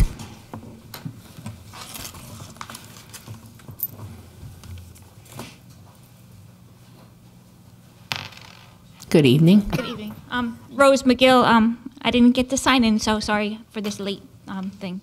So I live in Lawrenceville, New Jersey now, but I was born and raised in Old Bridge and lived here from 1964 until I was 30 in 1995. I am not recommending the use of cannabis by children. However, the reality is that kids from our neighborhood have been smoking pot for as long as these neighborhoods have been here, about 60 years. People my age were smoking cigarettes by 5th grade and pot by 7th grade, so please feel free to honestly talk to your kids about these issues by the 4th grade. We did it because we were bored. Many of our families lacked the financial or educational resources to involve us in any sort of organized sport or other activity. So the neighborhood was what we had. What we did not have in Old Bridge was a main street, a community center, or after-school activity for the average kid. It was very isolated during my time, being born the last year of the baby boom. The kids older than me had mobs of friends, but found more trouble in the way of keg parties in the woods and such. So instead of combating drug use after the fact, tax money would be better used towards neighborhood and community involvement and would be a more proactive way to keep your kids from drugs. A kickball game, softball game, arts and crafts, anything. The greatest day I ever spent in Southwood was when the lady around the corner got a bunch of us kids together to clean up the island where the Southwood sign sits. We picked up garbage, we raked, we trimmed the bushes, carted all the junk out of there, and the sign was repainted. That old sign is gone now, there's a new sign. So, but to me, that was the greatest fun. I had the best day. We even got into the newspaper for that. So it was a really big deal for us kids. So legalization is for adult use. Legalization will help very sick people have access to medicine. So please arm your residents and students with the truth about its history and its use as a medicine. I am leaving a few articles about medicinal use of cannabis that you may share with your residents, and I encourage everyone to do additional research. In brief, cannabis was used as medicine around the world going back at least 6,000 years before Christ. 80 years ago, the United States government decided they were going to try to wipe it off the face of the earth for reasons of big business and profit. They outlawed it, they burned the crops, they burned the books, and distorted the truth about it. They distorted the truth out of existence. It was a threat to the high pollution industries of oil, wood, paper, fabrics, textiles, building materials, pharmaceutical, alcohol, plastics, and commercially mass-produced food. It is still a threat to all of these industries today. The prison industry also profits from the illegal status of cannabis and provides an easy reason to arrest people for its use. I would like to see the state of New Jersey treat this plant with the respect that it deserves as a medicine, not promoted with cartoon characters and bright colors as is allowed for alcohol, donuts, and fast food. That's all, and I would like to please. Thank you. Thank you very Thank much. you. Thank you. Is there anyone else out there in the public that would like to come up and speak? Seeing no hands, I will now close the public portion. Thank you. Next are our discussion items. D1 is acceptance of the private roadways within the commons at Old Bridge, aka Efert Estates, which include Homestead Drive, Candlewood Court, Fireside Court, north and south, Denton Court, north and south, Gable Court, north and south, and Hale Court, north and south, after completed improvements by the HOA. Thank you, Mrs. Shapiro. Thank you, Council President. In short, the HOA had come to us. I think we started our conversation in 2015, in which they wanted the township to accept maintenance responsibility of their roadways.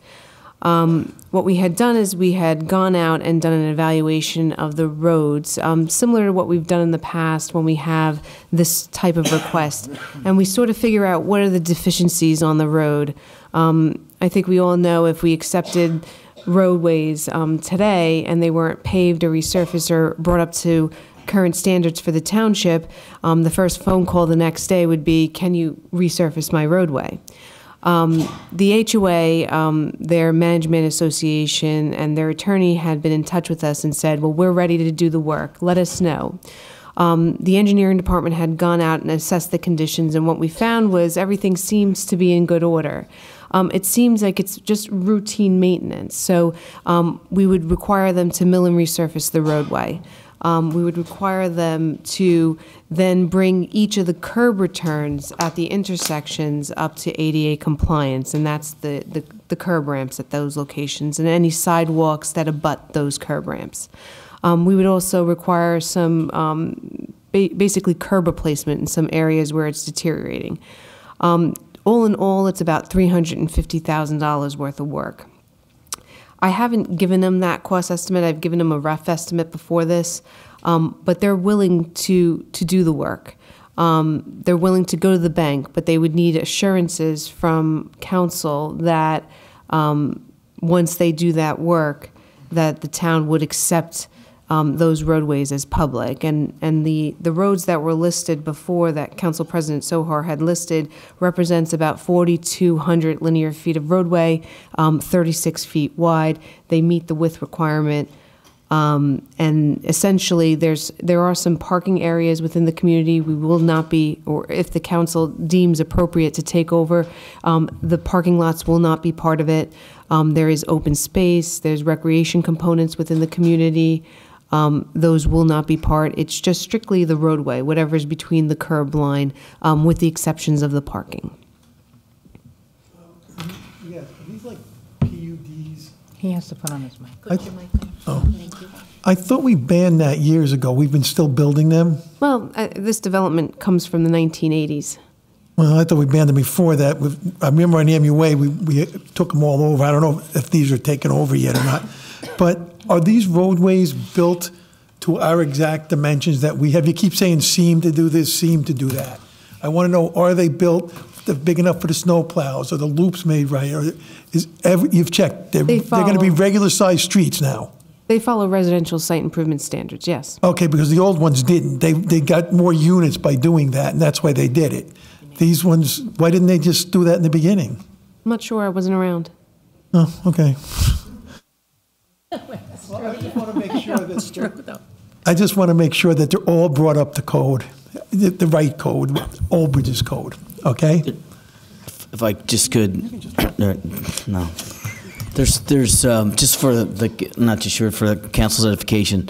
There is a provision under Title 40 that indicates that there are instances where private homeowner association, when there's private roads, if they make a request of a municipality to take over those private roads, that to the extent that those roads meet what's generally referred to as the residential site improvement standards, and those are standards by which developments are constructed in New Jersey, and municipal requirements, then the town has an obligation to take those roads back. This is one of the only instances that I'm aware is where the homeowners association has actually agreed to do the improvements and are going out to borrow the money, which is quite extraordinary, actually. And so one of the things that they had asked, that obviously in order for them to approach a lender to do that, they obviously want some assurance that, assuming the work is completed in accordance with what the township requires, then in fact the town will do accept a deed of dedication of those roadways. Like I said, I was involved in one of the meetings with the representative of the homeowner association and their attorney, but and I'm in other towns as well, and this is the only time that I can recall a homeowner association stepping forward to do the work that was required of the request of the township. So it's an obligation that as long as those items are met, that the town would statutorily is required to accept.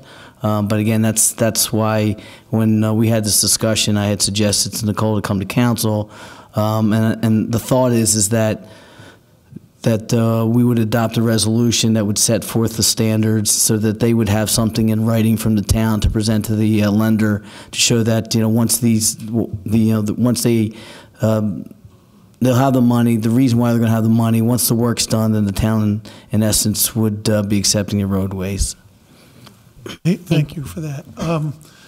Are we still approving any of the? Can they still come in and build these homeowner association things? Whatever they are. Yeah. Yes. The reason why they came into being, there was a law passed, probably as the behest of a lot of municipalities, that basically allowed the creation or required the creation of homeowners association when you had these developments that had shared property, what's referred to as community property. And the reason why is that in a lot of instances, that property was particular for that particular development. So the thought was, well, why should municipalities necessarily have to take care of that if it's only going to be used for the purposes of the individuals who live there? So there's a statutory authority that allows for that, and that's why whether there was condo associations, homeowner associations, they were developed for that purpose. But then later on, there was what was referred to as the Kelly Act, and the Kelly Act then was adopted by the statute to allow these communities to then seek reimbursement from municipalities for certain snow removal, lighting, those types of things, which we do. And then again, there's a provision, I think, in the statute that while even though these homeowner associations were initially developed, these, as with respect to roadways anyway, it's a way to give the roads, to obligate the town to take the roads back, because I think ultimately they become a burden for some of these homeowner associations, depending on the size of them. But the creation of the homeowner association continues because there's state statute that allows for it. Okay, and these future ones that they're building, can we ask if they build them, do all the construction to township code? Well, what happens, they have to build according to residential site improvement standards, which is a state standard, and that's as a board, planning boards, that's what they have to follow. And as long as they meet those standards, that's the requirement. Okay, now I know they're paying for this one themselves. If they weren't, are we going to have to fund the cost of the other ones? I know there's going to be other ones coming up. No, again, I think what we've done traditionally is that we do an examination, we make the recommendation of these are the repairs that have to be done, and unless, for instance, there's maybe some developments where the roadway is only 20 feet wide, for example. Right. Well, that's not up to residential site improvement standards for a public roadway. Or sometimes what happens in these private roadways, the base isn't thick enough or the top coating's not thick enough before we have to accept it. So before we can accept it, they have to meet those standards. If they don't, then there's no obligation for the town to take the roadways back. And they have to meet them at their cost. Correct. So why is this one so unusual that they're going to do it? Nobody else does it? Well, usually what happens is, right, they don't do it. Oh, okay. So the roads remain private. All right, thank you. Anyone else have any questions? Madam Chairperson, do we have a detailed report such as they had for Country Place Higgins Road? I do have it. I apologize. I didn't get a chance to post it into Novus or to pass it along to Ms. Ward, but because we were just discussing it tonight, I felt that I could provide it in the next meeting, should you decide to move it up to first reading for an ordinance. And will we have Title 39? Sure. Yes. As opposed to roadway, Yeah. so we have to. Probably have it anyway, they probably made the request. So they probably have it anyway, usually with, these developments as condition of approval, municipalities typically ask that they cede to under 39 jurisdiction in the municipality. But, yes, we will. Anyone else? Questions, comments? No. Okay. End it with the comments that I was involved in the meetings with this. Oh, I'm sorry. I didn't see your hand. No, I just basically Okay. want to say that it is unusual that they're going to go out and get the loan for it. I think they've done the due diligence, and I think they're putting every effort forward to be compliant with everything, and I think it's the right thing to do. Thank you. Yep, I'd like to speak. Oh, yes. Go ahead, Mr. Cahill. I think that by virtue of them wanting to go out and finance this themselves is a good thing. I think in the agreement should state very clearly that we will not be providing any funding until they get the roads up to standard, because I don't want them coming back and saying, well, we couldn't finance this, so we need to do that kind of thing. The other point I was going to make is that I think that's it. I'll just leave it right there. So, thank you. Okay, anyone else? Okay, then I'll close the comments by just saying that I was involved also in the process with you. I wanted to thank you, Mr. Roselli, Mr. Shaw, for coming together, the mayor, helping us through this situation. I think the board has really showed their intent, and I think they're willing to cooperate and work well with us, and I really am supporting this, and I hope my fellow council will see that their way to support it as well. I'll move it. It's just, okay, I guess you could take a motion to put forth a resolution under terms that would allow the township and the homeowner association to move forward. And with the things Mr. Cahill said, all of it put together, that, what we're going to do. Okay, so Mr. Merwin, you made a motion? Yes. Okay, do I have a second? I'll second it. Okay, second, Mrs. Walker. And a roll call, please. Mrs. Brown? Yes. Mr. Cahill? Yes. Dr. Greenberg? Yes. Mr. Merwin? Yes. Mr. Murphy? Yes. Mr. Piscatty? Yes. Mr. Rizzoli? Yes. Mrs. Walker? Yes. President Sohar? Yes. 9 yes. Our next discussion item, D2, Trevor Place, HOA, request to transfer maintenance of the stormwater management facility obligations on Block 12314, Lot 9, from HOA to Old Bridge Township. Mrs. Shapiro? Thank you, Council President. Trevor Place is a community located on the south side of 516, just off of it. It's a small community, rather new. They have a detention basin within their community that they maintain. And they had come to us, I believe, in December of 2016 for us to assess the conditions of that basin. Now, if you're an application in front of our zoning or planning board and you're a developer currently that comes in with an application and you want to put a detention basin within your community, there's actually an ordinance there's actually a regulation within our land development ordinance that allows a developer to contribute. Based on the size of each of the lots, he pays a monetary amount, and then that gets placed into an account for future maintenance. That maintenance responsibility becomes the township. Trevor Place community actually predates that. So they didn't have the ability. Well, now the HOA is coming to me and saying, well, is there an ability for the township to maintain it? And we do something similar to the roadways. We assess it, make sure it's up to code, and whatever is lacking, we ask that they fix it prior to us accepting it. Since it's private property, we would ask them to give us an easement on the property so that we can gain access. We would also ask that the homeowners association's insurance covers the Old Bridge Township as an additionally insured on their policy for us to do that maintenance. And then we ask them to pay that contribution. In this case, it's about $700 and change per lot, which amounts to just shy of $25,000. And that money would be used either for maintenance or for any catastrophic failure for that basin.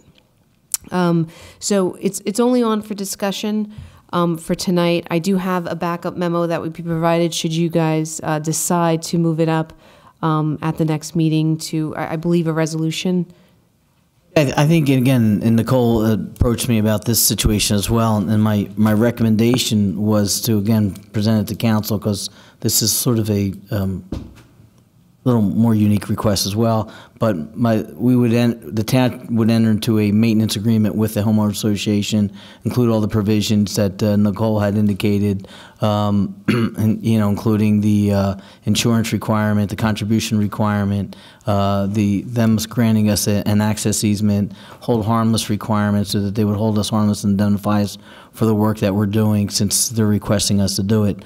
And I thought that the best way that this would be instituted would be way of a maintenance agreement to include all those provisions. So then what we would, the council would have to do to be a resolution and an approval into the maintenance agreement with the homeowner association for the stormwater obligations. Anyone questions for Nicole? Okay, Mr. Merwin? It meets the slopes and everything. I mean, it's all within our... It does meet the slope. There were two cases. One where it requires you from a roadside to be 25 feet from the edge of pavement. It is not, but there's guide rail, so that's okay. It also requires that you have a load-bearing access to the bottom of the basin so that you could provide equipment down to the bottom. We've asked that they do that. When we were out there, we also saw that there was some safety hazards with some of the trees that are actually planted around the perimeter.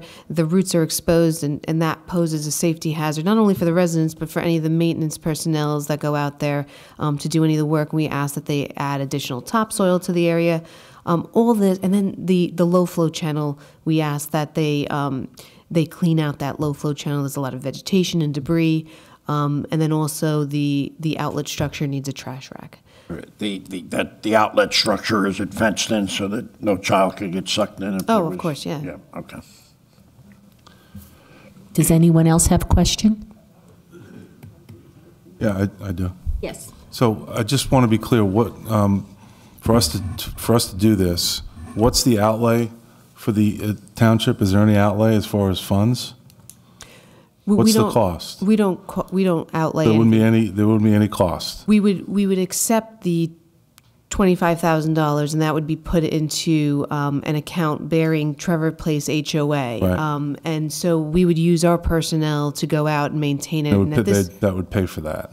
Basically. Right, it's basically cutting the grass, because they would do any of those minor improvements that I'm asking for in advance of us doing any of the maintenance. Gotcha. So at this point, it would only be cutting the grass. Right. So, but just for the public's edification, there's no cost to the township. Is the point I'm trying to make? I think I don't think that it's okay. We can qualify that there is absolutely no cost in the future. Before the accepting that, there's no cost to the township. Once we accept that, obviously our staff has to maintain, so there is cost associated that. And then we generally use the fund that is in escrow. We set aside the funds in escrow, and for major issues, repairs or maintenance on the property, we use that funds, and hoping this is a one-time contribution. So at some point, when the fund is depleted, then it's totally township responsibility. Now, this is in the ordinance that's in place, the process that council adopted by the ordinance in place since late 90s. So this is not new. This is not first one. We have accepted this, before, because that was something that council chose to do. So that's why we have this request, and we accepting those properties. Now, one of the reason that happened in the back there was because a lot of this property were not maintained. They were flooding, they were damaging, and then township would have to go and help out, and it was still costing money. So the idea was saying, hey, if the township maintains it well maintained, then a flooding issue is not going to happen. other damage is not going to take place. So 25,000, right, if I understand correctly? So do we know how long that 25,000 is going to last before the township has to start kicking in and doing the maintenance and paying for it? As long as trying to find out what the ROI is on generally there is we have many of these developments, money in escrow. They're still there. It's not going to deplete overnight because it's just basically a ground maintenance that takes place. It's I can't tell you that if something major happens tomorrow and we need to use the funds, then it won't go away. But it's just generally a long term, I would say,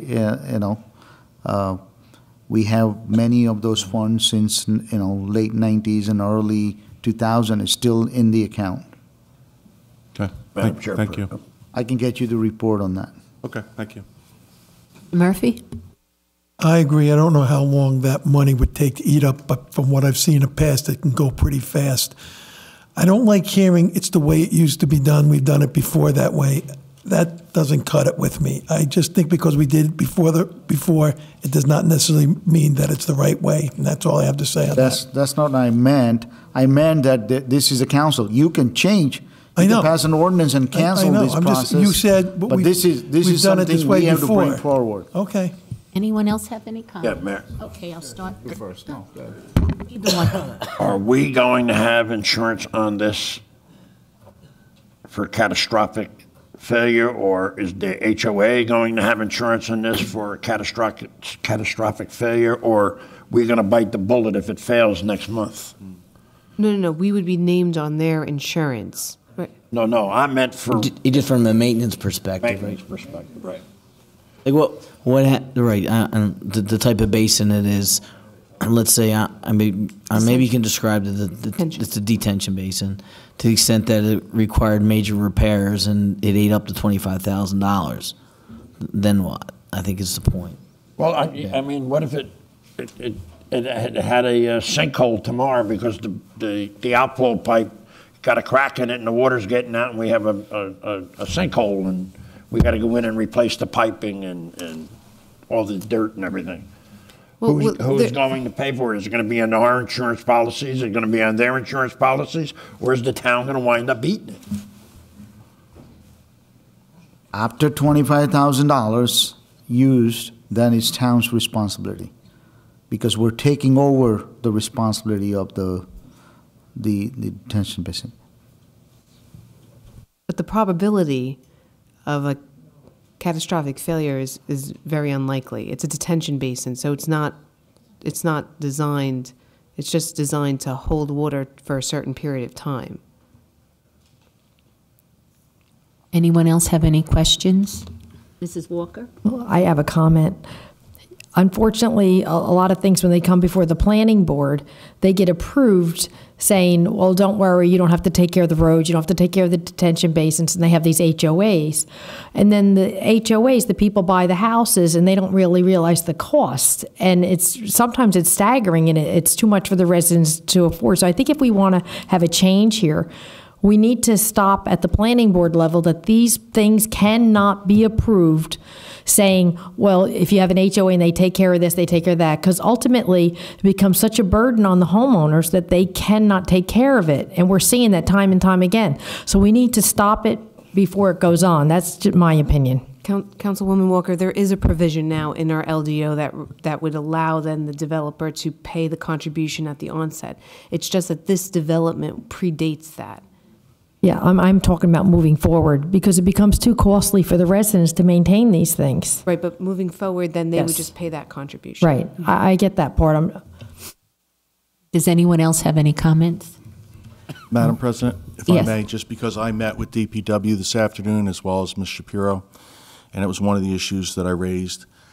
The DPW estimates that with the 32, this might be number 33, it takes a full 40 hours of his staff to cut and clean these on a bi-weekly basis during the growth season, right? So you're talking May through September, you know.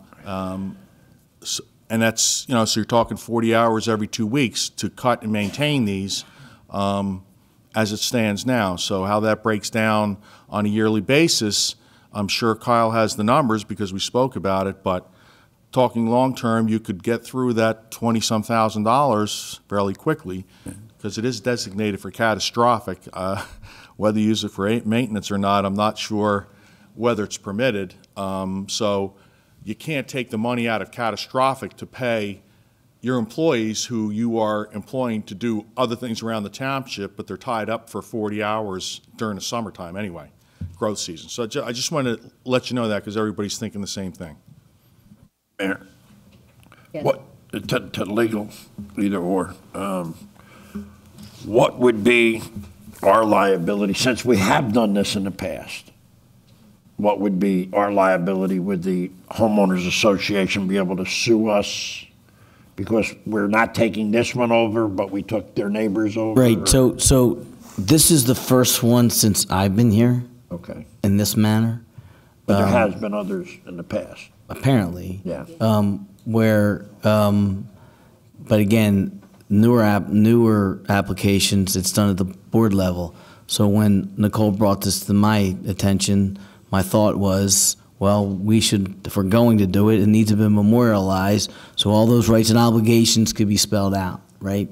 And so you would then require them, as a condition of our continuing the maintenance, to have an indemnification hold harmless agreement, require them to have sufficient amount of insurance, and then we're named as additional insured, and then that would continue if in fact they want us to do it. That would be our protection. Now, doesn't mean you're not going to get sued, but you can build all those parts into the agreement itself.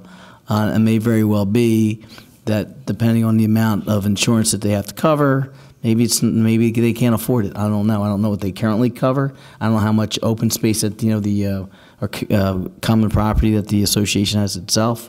But again, if we're going to do it, I'm going to ensure that we're protected since we don't own it.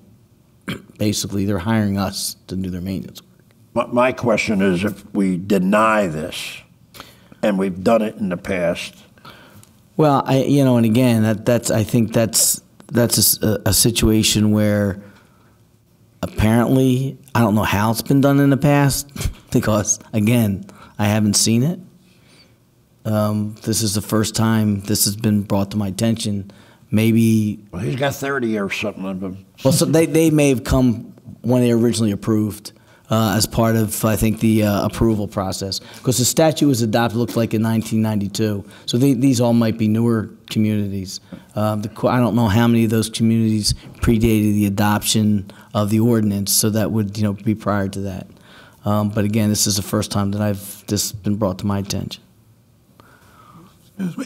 Do we currently cut the grass around the stormwater place and everything, where this drainage is going? Does the township currently? No. So that's going to become cutting, and that's going to be part of the 25,000? No. Well, who's going to cut the grass? We are. For nothing, and we haven't done it before. Well, isn't that going to cost money? On this one, we have not done it. Right. This one is not Are you going to cut it? Yes. And where's the money coming from? That's what I was just trying to, your employees who are being paid, it's taking 40 hours of. I'm going to tell you, I used to live in. You asked me, I just. Okay, no, I understood what you said. All right. I lived in, it was a weird one. It was not, we did not have an association. But we had a storm drain. I went to the town and I said, well, who's supposed to cut it? They looked it up, it doesn't really say. So they did start taking care of it. They were there at least in a summer, at least twice a month. And it took them a good 6-7 hours to cut all of the common areas. And I feel this is going to cost us a fortune. This is a concern we also have. We share with you. The issue is that right now, the township ordinance calls for this, for us, to present to you and accept that. If you want to stop these practices, and I think legal can tell you, pass an ordinance eliminating the requirement. Now, again, just to clarify, currently the town has a provision in its land development code that gives a developer, at the time they file their application, to advise the township that they don't want to take care of this basin, that it's going to be the township's basin, the town's going to own it, and they post X number of dollars for basically, it's not for the maintenance, it's really if something breaks down. This particular development, and I've been advised that there's been others that predated the adoption of that ordinance, in which the town had agreed to take over the maintenance of these basins. Again, how that was done in the past, I have no idea. But, so when Nicole said, approached me, I said, if we're going to do this, we're just not going to do it. We need to have some memorialization, some agreement in place, something to protect the town's interest, because I can't recommend to the town that they just do it, because there's potential liability, especially with basins. Now, again, this is one of those situations, I don't know how it was done in the past. And maybe the town just agreed to do it. But I can't, as your attorney, say, well, we're just going to do it. And I think that if you're going to do it, we need to have this type of agreement in place to ensure the fact that the town's protected. And then, you know, it's one of those things where it gets added to the basins that the town has takes care of. But I think it's one of those situations where, you know, it's one of those health and safety issues that some communities have basins and they're not maintained. And so maybe it's a risk reward. If that's the case and something happens to a development and because they don't maintain it, there's a risk that somebody gets hurt. But to the extent that the town is maintaining it, that risk gets decreased, and there ensures that the basin itself continues to be taken care of. And again, we build in risk, reduce the risk to us, you know, by having these types of agreements. And then the same token is, don't forget too, because it's community property, the town's probably still collecting some real estate taxes for it because we don't own it. So they're still paying a tax component as well. So they are receiving, the town's receiving the benefit of that as well. So they are still receiving. I don't know what the component would be. I guess you can figure out what the percentage, how big the property is, and then figure but so the town does receive the revenue. We'll have some tax benefit from it because we don't own it. But again, I think it's one of those things where, much like the roads, is it's a situation where it would benefit, I guess there's a benefit directly to the residents who live there, but in the same token, you know, we want to ensure that we're protected, and then we can do this by this maintenance agreement. Yes. Could you tell me how many basins do we maintain now that are not in HOAs? I believe it's not in HOA. Mm-hmm. The only figure we have is 13 retention basins, but he doesn't have with him whether there were HOAs or not. Okay. I mean, we can certainly get that, try to put that together, give you more information on it. Okay. So the question is this. When you are in an HOA, as Ms. Walker explained, when you move into these communities, you are not aware a lot of times of these bylaws, detention basins, you're not aware of the streets and things that we've seen time and time again here. Those agreements were made basically at the planning board and between the developer, and a lot of times they come through and get different perks saying, oh, you don't have to worry about the roads, you don't have to worry about the detention basins. Then the common person comes in there and there's a board with the HOA. And now it's faced with maintaining these detention basins and the roads. So when you look at that, we take care of 13 now that may or may not have been associated with an HOA. What we have to realize with this detention basin, and when you talk about costs, we saw tonight that people and all over town, when different builders, when they donate land, they had wetland. Well, we took that wetlands, they were paying taxes on it. So I don't think you can look at it that they're getting a stipend for, you know, in a tax basin. But we have to look at this realistically. Those individuals that live in those houses pay taxes. So their taxes, that portion of taxes, if we take over the detention bases, virtually pay for us maintaining the detention basins. Just like the other ones who don't have HOAs and we maintain them. They pay taxes, and for those taxes, there are areas that there are certain services that have to be rendered. So I think it is in the best interest of the town that we know these things are being maintained properly, on a schedule, with professionals and the team that you need to get the job done right, instead of leaving it to the HOA in this situation. And so I am in favor of doing this stormwater management for multiple reasons, because I think it is in the best interest, and I don't think the group of homes, they're paying taxes, that they should get this service based on their taxes, not for money or seeing what's going to happen to this detention basin. Thank you. Anyone else have any comments? Did you say there's 13 of these or 13 potential ones? 13 that we maintain right now. There's 13 you maintain now, okay. Does anyone Are there else? more coming, do you know of? Not that I know of. Okay. Were they done originally that we maintained them, or they were brought on at a later date? Kyle, you need a mic, please? Mic, please. Thank you.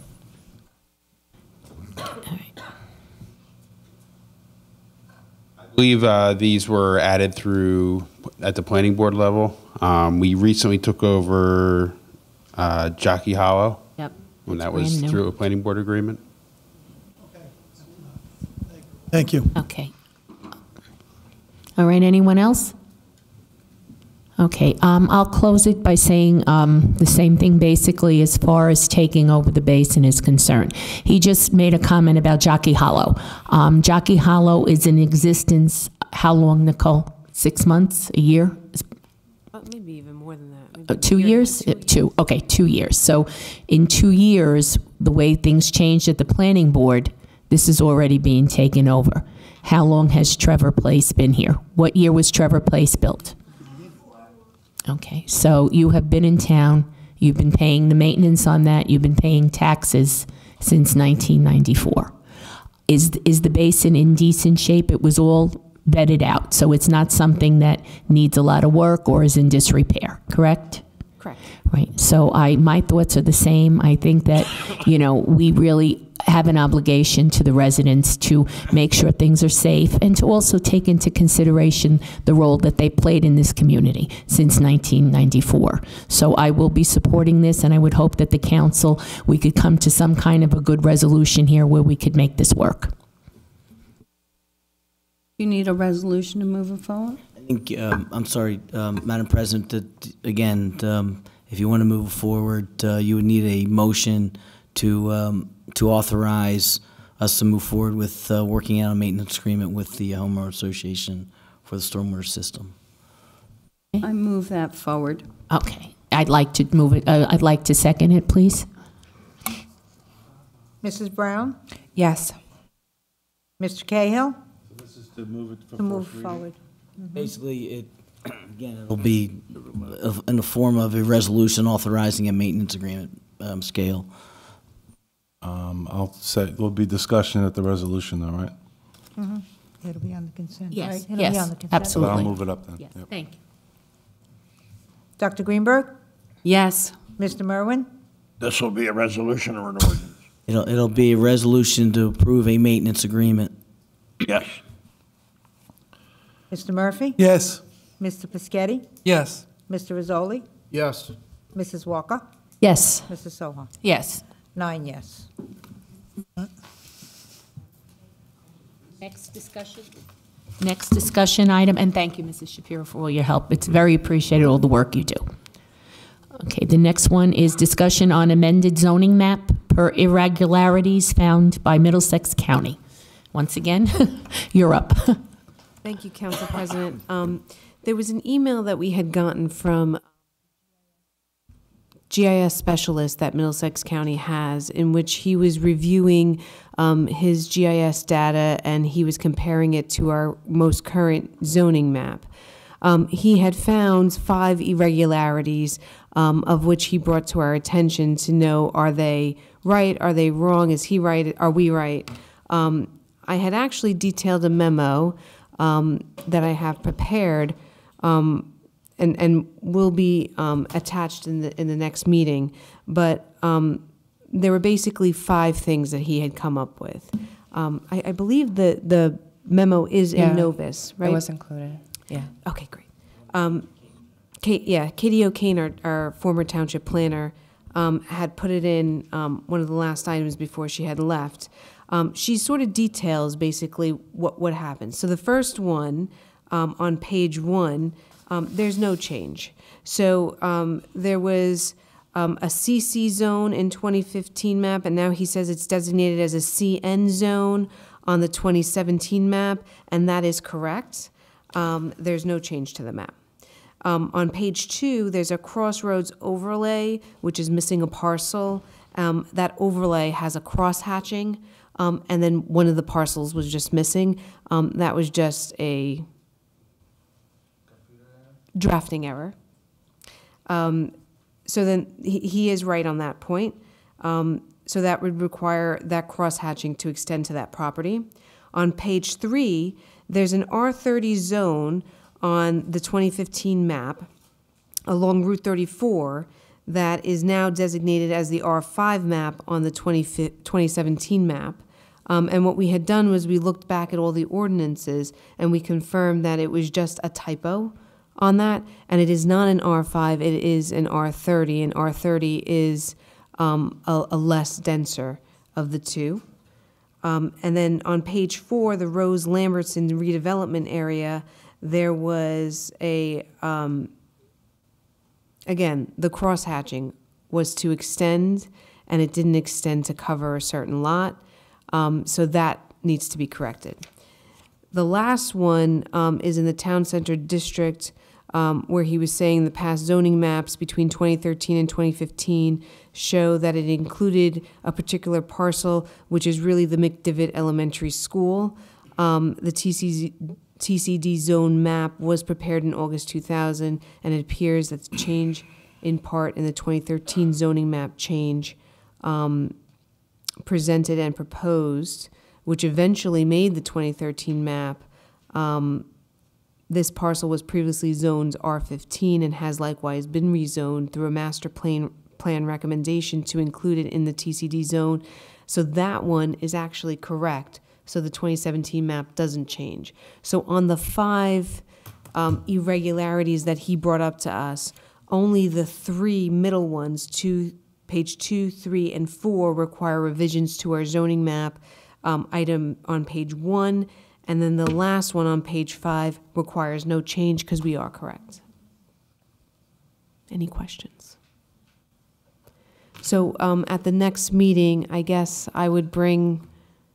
So basically, the items that he noted looks like they're just drafting errors, you know, because when you put these maps together, you have these little lots and blocks, and we do the maps in-house, right? So it's a matter of making sure that you have the color the right way or the hatch the right way or something like that. So I think nothing's changing per the ordinance. So what you need to do is that when you amend your zoning ordinance, what you have to do is adopt an ordinance that reflects the most recent amendments to the ordinance. So what we would need to do is introduce an amendment to the provision of the Land Use Development Code that references our zoning map, and then we would have the revised map as part of that ordinance. And so we would need a motion to authorize that particular ordinance.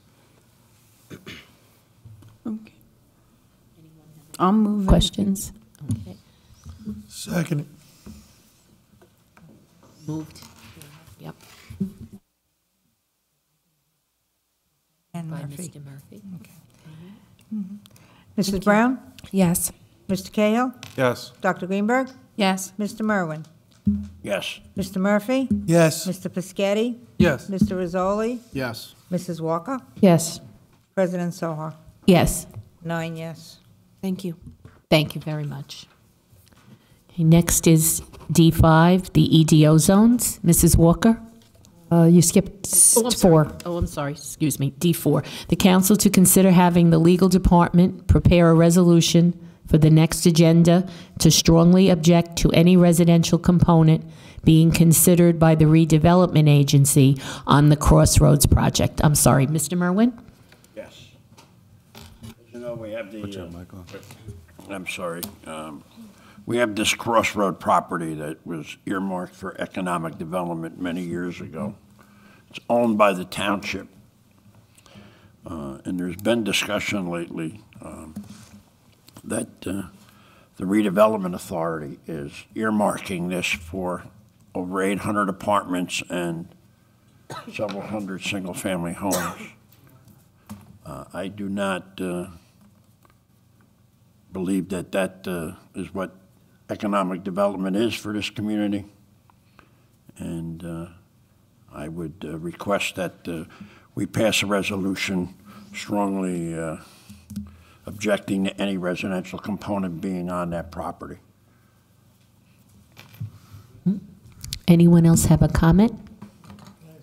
Mr. Murphy? What did you say, 800 apartments? Yes.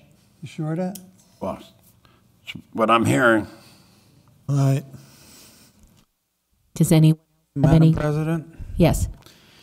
Okay, I'm on the redevelopment agency, and I can't speak for the agency, but I can tell you that it's not 800 units, and they are only seeking out what to do with the property. There was no decisions made. There's no, they're just looking at it, and they're looking at different types of development on that property. It's not slated for residences, even though that area of the town actually would be very conducive to residential units because it's on the edge of Old Bridge and is actually very close to the highway, Route 9, Marlborough Road, and it's out in an area there that will not impact the residents. So I don't think we should be restricting any type of development because property is very valuable. We own it, and it would have to come before this council to sell it. So we get the last say on that. Thank you. Anyone else? Mrs. Walker? Yes, the redevelopment agency is a separate agency. It's their job to go out and find different things that could be there. At one time, they're talking about soccer fields. We don't know, but it's their job to come and present it to us. And like Mr. Peschitti said, we have the last say. So if we don't like it, we say no. Let them go out and bring what they think is the best thing to us, and we could vote no at that time. I don't think we should hinder what they're doing. I don't think that's our job. Else? Yeah. Oh, I'm sorry, Mr. Murphy? Yeah, I agree with that, Mrs. Walker, that it does come down to finally us. However, what Councilman Peschitti said, that's it must be a highly run road because they don't want a left turn there because of all the traffic. So I don't see how that's going to help. It's only going to hinder.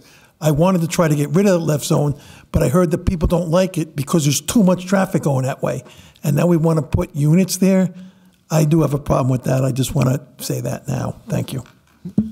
Anyone else on this side of the dais? Yeah,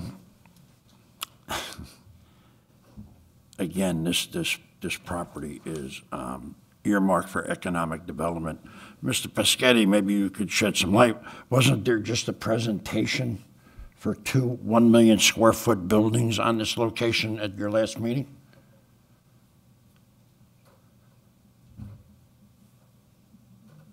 I can't speak for the agency, but there were a number of presentations to develop that property, which did include 2 large warehouses. Right, and that's exactly what economic development is for this town, and that's exactly why I'm moving that this council pass a resolution strongly objecting to any residential component on this property, instead of let them go out there and play games with developers and waste good, valuable time when we got people on the possibly willing to come in and put 1 million square foot buildings.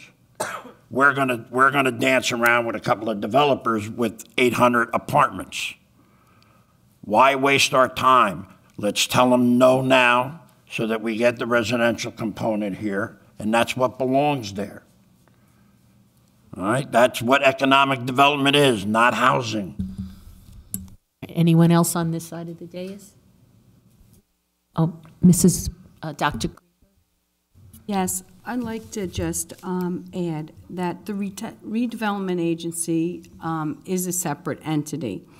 The job is where different developers come out and seek, they present different projects. And as it was said, we make actually the final decision on it. The value is based on the plan. And usually it's a mixed use. And so that are some of the things that are being evaluated. As you know, the history of this property, if you remember when Mayor Phillips was here, he wanted 800 units, residential units there. When Barbara Cannon was here, she was hoping for light industrial and commercial. At that time, they looked at a hotel. So there are different things that come on, and also a lot of things are impacted by economic cycles also. As you know, I am for open space. I am also, for curtailing development. But I also know when you have a tract of land like this, you have to be sensible. And I think one of the properties that I would like to compare it to now is the property that was in Homedale, which was the Bell Labs property. And so now they've done that project when Bell Labs has left, and they've made it a mixed use. It's office space, it's commercial, entertainment, houses, and so there is going to be residential there. There are restrictions, but the good thing is that we have the last say. So if they come here with a plan and you don't like it, then you have the say how to do it, and you do have input. But to just stop people from presenting a plan, I don't think that is the object of this board. And I would say that the redevelopment agency does their business, and that's why the ultimate decision would come here. So I don't want to stop the process. I don't want to reinvent the wheel, and I think we should leave it like that. Thank you.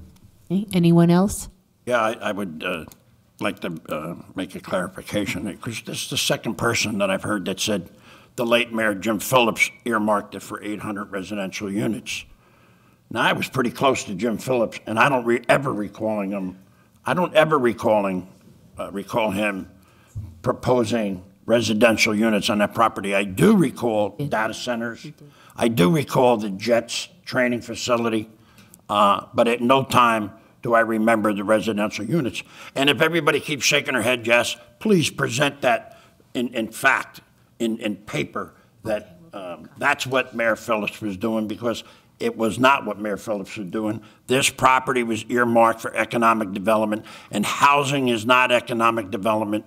Again, I will move the resolution. Hopefully somebody will second it, and you can vote whether you want housing or you don't want housing. We can put an end to it now, or we can continue this facade. All right? Anyone else have any comments or any questions? I move that we put a resolution on to the next council meeting. Second. Okay, Mr. Merwin made a motion. Do we have a second for his motion? Second.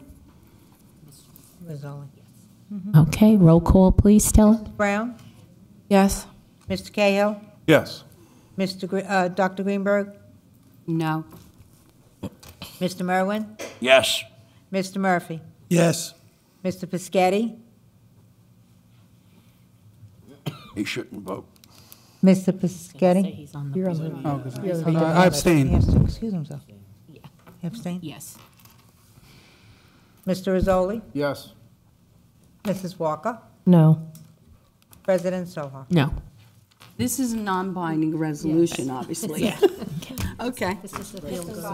Five yes, 3 no, 1 abstain. Can What you meeting? get the meeting, those minutes from that meeting? What meeting? When we had it in the Bush Center about the development. Kevin Calgier had a fight with the mayor that night. It was a big thing. Yep, okay. Now, we'll move on to our next discussion item, please, and that's going to be D5, the EDO zones. Mrs. Walker. Yes, thank you. In light of all the building that's been coming to Old Bridge, I would recommend we look into the EDO zones, at the residential components of some of them. But I think the best way for us to go about it is I would like to ask Mrs. Soher to please form a committee so that we could look at all the EDO zones and come up with a plan. And I think we should do this as soon as possible. Okay, anyone else have any comments on this? Yeah, I had put this up for the February 26th meeting to remove all residential components in the EDO 1 and EDO 3 zones, not add residential. I'm sorry, not what? Not add it.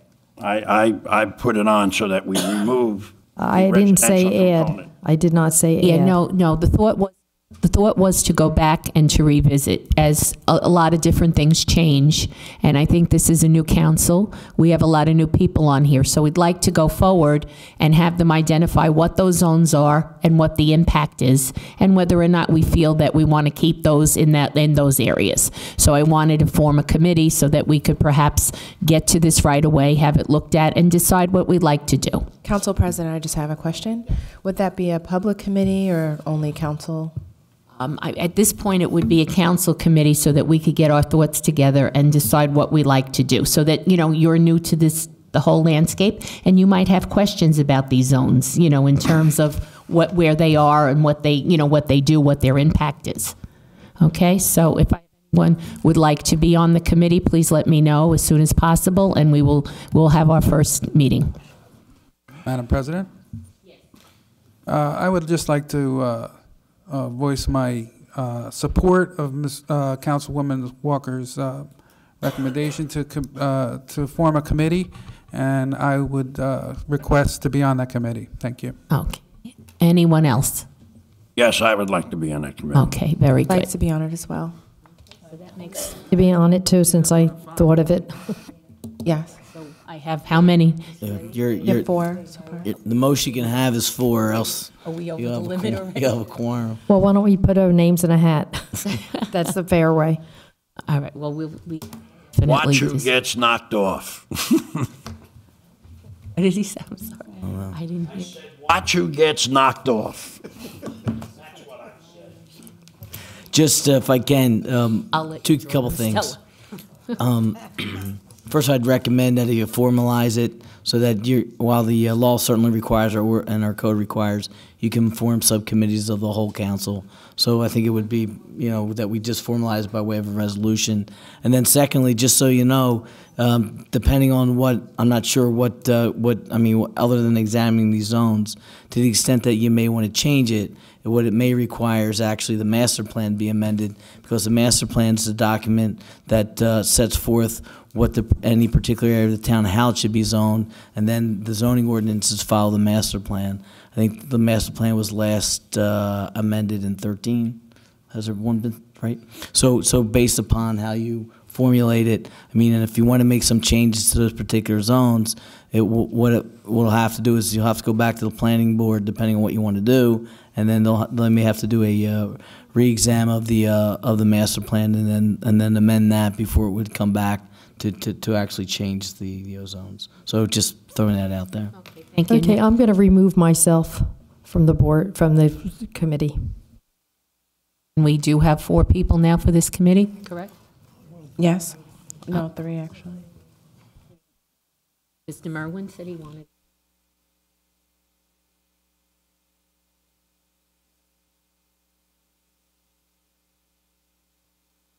No. So again, what you need to do is have a motion for purposes of establishing a subcommittee for the EDO zones. Do you want to do a motion? Yep. I'll take a motion, please. And this is for a resolution. I'll move it.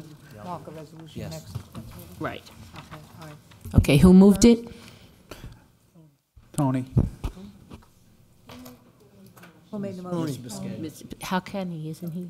Oh, he's not even. No, in the EDO zone. Oh, in the EDO, okay, yes. Okay, Mr. Piscatty, who made the second, please? Do we have a second? I'll second it. Second. Okay. Yep. Mhm. Okay, yes, for the committee. Roll call, please. Mrs. Brown? Yes. Mr. Cahill? Yes. Dr. Greenberg? Yes. Mr. Merwin? Yes. Mr. Murphy? Yes. Mr. Piscatty? Yes. Mr. Rizzoli? Yes. Mrs. Walker? Yes. President Sohar? Yes. 9 yes. Okay, next is council member comments. Anyone? Yes. Madam President? You got it. Okay, so we'll start with Mr. Merwin, and we'll go this way. Yep, please. The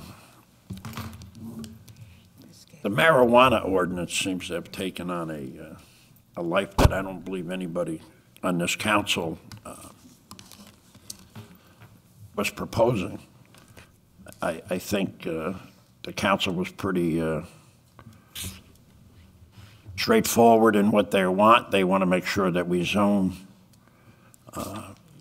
the areas that would be allowed for medical marijuana areas and growing areas, and we get people coming from all over the state thinking that we're against medical marijuana, and I for one am not. I know several people that are on medical marijuana that it's worked wonders for, and hopefully we stay focused. And I was quite taken back by the union threatening us. But, that happens. But one of my lead-in for this was, with great concern, is the vaping that is currently the new craze. And it's been suggested that we don't do anything about vaping, but we're worried about marijuana. And it's become such a problem that the school board is looking to take some action. So I'd like to put it on for the next agenda,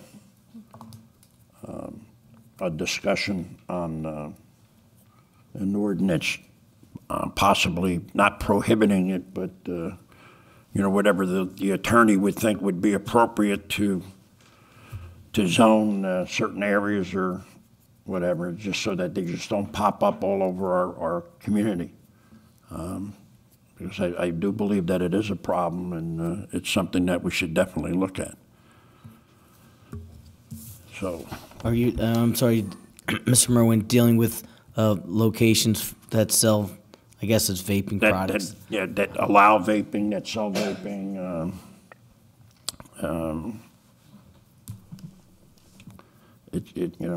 that kind of thing. Mr. Merwin? Yeah. Okay. I thought the attorney was.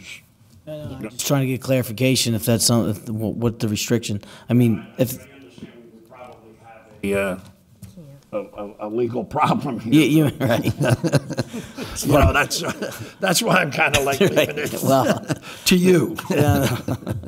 Yeah, as far as I know, I guess you can still do vaping. There's nothing illegal about it. So to the extent that it's a legal activity, I don't know of any restrictions. Let me do this. I'll see if I can come up with anything and alert you to the fact if there's any restrictions regarding vaping. It may be more of a situation where, where you limit where people can do it, or I don't know if there's any restrictions, next to schools or anything like that, but I'll do some research to find. Sure. Things like that, all right? I'll do Thank some you, research, sir. no problem. Okay. Was that it, Mr. Merwin? Yeah. Okay. All right. Is anyone else on this side of the dais have council comments? Anyone on this side of the dais? Madam President? Yes, Mr. Piscatty? Yeah, hi. what I wanted to talk about is the cable contract.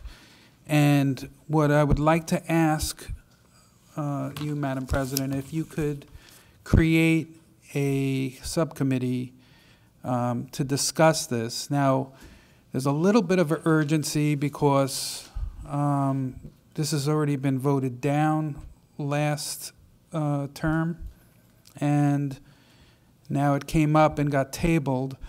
So I don't want to extend it out too long because there's a BPU component. But I would like to do some investigating and see if we can get more for our residents through negotiation.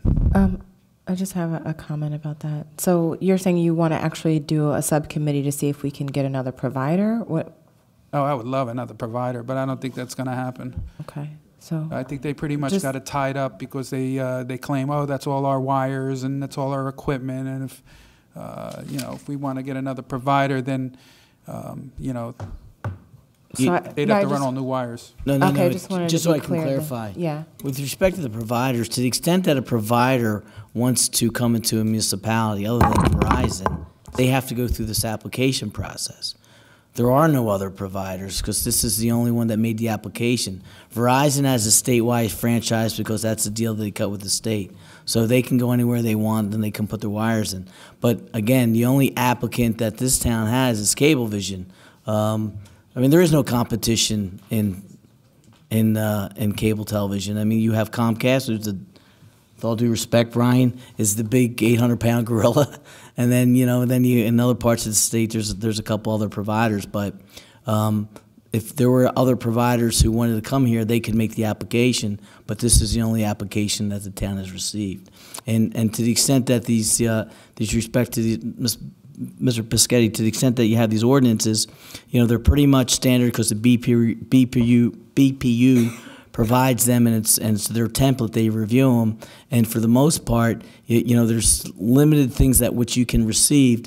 We actually, part of the negotiation that we have the ordinance, we reduced the number of years for the ordinance. Typically, they look for a 10-year ordinance. We got it down to a 5-year ordinance, and then there are some reimbursement amounts, but even then, those are not. Because there is no competition, you don't have much leverage for the negotiation. I don't remember off the top of my head the amount of the revenue to the town, and then then there's the other typical items with respect to free lines for the municipality and for school districts. But I can just tell you, based upon my own experience, not only in this town but in other towns, unfortunately, because there's a lack of competition, there isn't really much that you can do. But you can certainly try to investigate it. But I know that Mr. Logier worked on the ordinance, worked with the town. We had a public hearing in Cablevision, and but there's, as far as the benefits to the town, you're really restricted. And then what you typically do is that all that we could have, we included in that ordinance. I just to add, and I know back in '90s, and we had a lengthy discussion with Cablevision for approval. We had asked them for a lot more contribution back then. But back then, the cable industry was the only industry providing this. Now we have a good competition with this, and also FiOS. And another component of that FiOS approval, the statewide approval, is that when FiOS bills 50% or more, then even Cablevision, we will not be approving it. It will be automatically statewide approval. So this is maybe, although we thought last time this would be the last one, but I think going forward, the cable television services of cable industry is basically going out of, they keep losing customers. Everybody's going on internet-based TV services now. So it's an IPTV is a next standard. And this franchise agreement only talks about them providing the television services and the basic television services. So, certainly you can, form a committee. You want to talk to them, fine. And Councilman Pescetti is right. This should be done very quickly because now the second rejections, they'll go to BPU. If they get BPU, we'll get nothing. And that's the fear that we have. So you know, I mean, we recommend that council approve this at least to the first reading and then move forward with whatever discussion they want to do. They can always certainly reject, you know, not approve on a second reading, but at least the process starts. I have one question. So there's really only one cable company we can go to in there? No, the cable, we're not going anybody. They are coming here. Optimum and Cablevision are only two we can really choose from. Optimum and Same company, that's what I'm Yes. saying. So why did we list all those other names on there? That's the name of the company. That's the name of that company. There's like 6 of names listed there. Yeah. They're all TKR? Yeah. The original TKR and all the company they have kept alive and all the name gets added. Now it's Altice actually. It's what? It's Altice, all right? It's not Optimum anymore? Altice is owned Optimum now. Okay. Cablevision is owned by Altice, so. All right. Okay, I still have the floor, right, Madam President? Mr. Shah, could you tell me the amount of money we receive from the cable company each year, approximately? I believe $250,000 a year. A year. $250 a year. Okay. Right. That's from the, I believe, Cablevision, and there's additional amount from Fios that we get also. Okay. And I read in the contract that they provide free cable service to our library and the schools, which is great. Does that also include the internet? Because I didn't see that. No. This is all television services. This contract only talks about television services. Okay, so they're not. How are we getting internet in this building and our schools? And do you know? Well, we have a different type of internet communication in the town, but we also have a cable services that we subscribe and pay for as our backup services. But we have a T1 or a fiber line coming into town because we need a lot more high-speed data communication. So we have fiber line, but cable services is our backup. Okay, great, thank you. So, yeah, my interest is I want to talk to them. A 5-year contract seems to be lengthy, especially the way the technology is changing, and so I would like to have a committee formed, if that's possible, Madam President. Oh, I also wanted to say one other thing. My comments. Mr. Shah, our CFO and acting business administrator, has won a pretty prestigious award, and I don't remember ever hearing that. So I think we should acknowledge him, the job he's done the last 20 years. Outstanding. Thank you.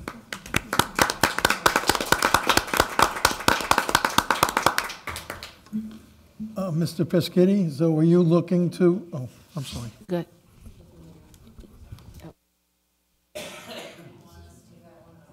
You want us to form a committee for the cable? Yes, please. Oh, all right, so you'd like to be on this committee. Is there anyone else that would want to participate with Mr. Pescetti? I'll serve on it with him. I just want to make sure he doesn't get rid of the Yes Network. I really don't care about much more. Okay, anyone else interested? Won't get what? Did you say yes? I'll sit with him if you'd like. Okay, all right, so then that's the 3 of you.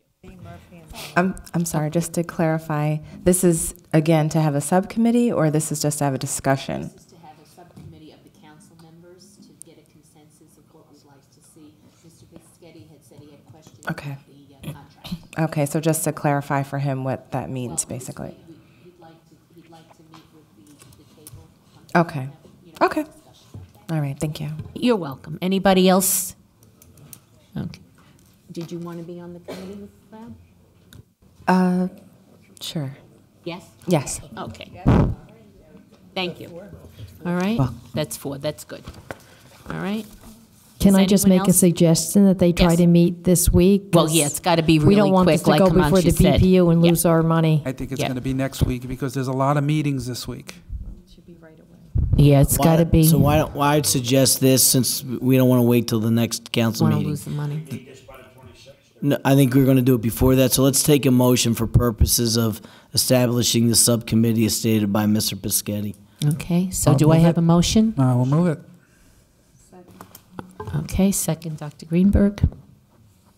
And roll call, Stella? Mrs. Brown? Yes. Mr. Cahill? Abstain. Dr. Greenberg? Yes. Mr. Merwin? Yes. Mr. Murphy? Yes. Mr. Piscetti? Yes. Mr. Rizzoli? Yes. Mrs. Walker? Yes. President Sohar? Yes. 8 yes, 1 abstention. All right. Anyone else for council comments? Mrs. Walker? Yes, as far as the cable, no one likes cable, no one likes to pay the cable bill. But it's my understanding that they own the wires. We can get other providers, but they'd have to run wires, and it's too costly, and no one wants to do it. And you can have satellite dish. You still have options. I'm lucky. I live in an area town that has FiOS. Just recently, FiOS is running more wires in another part of town now by Cheesequake Village, so they're getting it as well. But hopefully the technology is going to change in the next year or two, and we'll have a lot more options. Madam President? Yes. If I Mr. can have Schetti? a second bite at the apple here. Yes, it is true that Cablevision owns all the equipment and lines. However, if another provider came in, like Time Warner or one of these other cable companies came in, yes, they would have to either make a deal with Cablevision to purchase their wires or run new wires. Now, either way, it would be very costly for that to happen. So, if it was fair and open process of bidding for the work in Old Bridge, they would work those details out. I don't think that that would limit us. Yeah, Cablevision will try to hold the reins and say there are wires and you can't have them, and they would have to negotiate some sort of terms to purchase the equipment. Okay. Right. So anyone else on this side that hasn't spoken? Anybody? No? Okay. Dr. Yes, I'd like to just mention, there's a lot of bloviating and outbursts and saying that we don't put Democrats on committees. That is absurd. First of all, I take offense to the statement, and second of all, it's not true.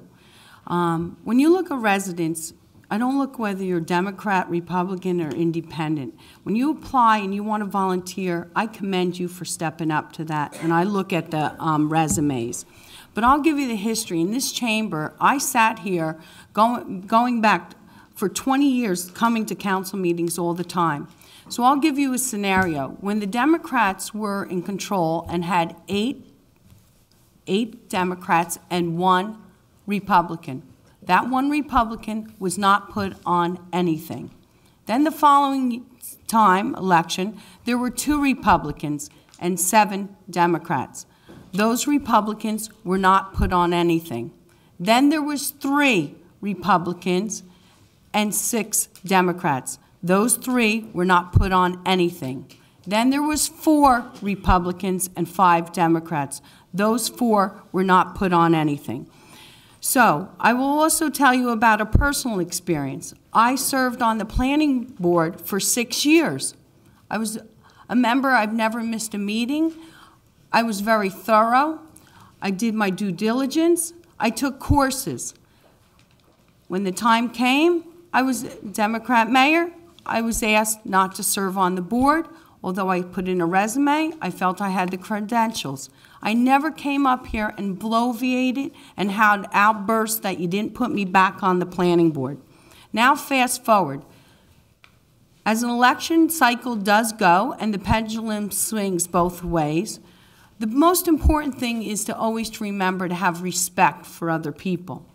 So when there were 8 Republicans here and 1 Democrat, that happened to be Reggie Butler, who's a friend of mine, He was on committees. He was. There wasn't a problem whatsoever. So now, during this time, okay, I will tell you, and that's why maybe you don't know your constituents. And I didn't even look at this, whether someone, as it was mentioned before, just as the clerk said, she doesn't look at someone like there's a D or R or an I or whatever you are. But I took the time to look at this. We did put a Democrat on the zoning board. We did put a Democrat on the recreation board. We did put Democrats on cultural arts. We did put a Democrat on the library board. We did put a Democrat on the historical committee. We did put a Democrat on the TV committee. We did put a Democrat on the parking and transportation. We did put a Democrat on the rent board stabilization. So if you want to identify people by D, R's, and I's, which I prefer not to, we did do that. We did do that. So those outbursts really are not really appreciated, and I wish you would really look at who's been put on these boards, and I'm sorry you don't get everything you want, and I don't either, but I certainly don't make accusations with false information. So that is just how it goes, and so I would say that the most important thing is I hope that we all work together and do something positive instead of all this political bloviating and pontificating now. Enough is enough. Everyone you saw tonight, committees were made, mix of the council. Let's go move forward and do something and get things achieved instead of getting things stuck here. So one of the boards that I sit on is the MUA, and I said that I would give information at the council meetings on some of the things that the residents may not know about the MUA. And so at this time, I just wanted to tell you, as there has always been in place, that the MUA does maintenances of our fire hydrants. So we have 2,000 fire hydrants in town. Now, the state's gotten on board where they put in a program that require municipalities. So we're glad to say that we've always done a maintenance program, but we're following now the state recommendations. So basically, we've gone around town. We've identified all the fire hydrants and maintaining them, where we maintain them on a regular basis, and we're painting them. We put them into the GIS system. We're identifying their flow characteristics, and they all have an identification tag on them. As you can imagine, this is a lengthy process when you have 2,000. So, as you see, when you sit on a board, you want to be informative, you want to pass the information on so there's no misrepresentation of the board, and so people understand what they're doing. So I hope that we get communication and cohesiveness here to get things done instead of this. But I will say, once again, I am proud to serve the town and the residents of Old Bridge, and I hope that I do it where everyone feels if they have concerns that they can come to this council and they will get the answers that they need, and we move forward. Thank you. Anyone else who has not made a comment? Yes, Mr. I make a motion to adjourn. If there's no Oh, more. well, just one thing. I'm sorry. I'd just like to say I hope the council holds firm with our marijuana ban. You know, we're going to be subjected to this type of badgering that we witnessed tonight. But I think the one comment that the one gentleman made really made me realize that we're doing the right thing when he said basically that he wants to be able to grow marijuana in his home. That's the part of my concern. There's going to be no control over all these individuals who are going to come into our community, decide they're just going to grow it wherever. So really there's not going to be no need for these, you know, growth facilities and for these dispensaries. There's going to be no way to control it. Therefore, you're going to push more people to the black market. So I think we're really doing the right thing. We need to stay firm and stick together because we're going to have a lot more of this coming here. And as you can tell, most of these people aren't even from Old Bridge. We're here to represent the people of Old Bridge and protect our children. And that's how I look at it. Thank you. Okay. Anyone else who has not made a comment? Can I just add to Mr. Rizzoli's? Can I just say, I'm glad that Mr. Rizzoli brought that up. And I think last time when Mr. Rizzoli, myself, and Ms. Walker talked about it, we didn't talk about medicinal marijuana. That's not what we said. And I really feel sorry for anyone who's in the position that needs the cannabis for health reasons, and there is a place for it.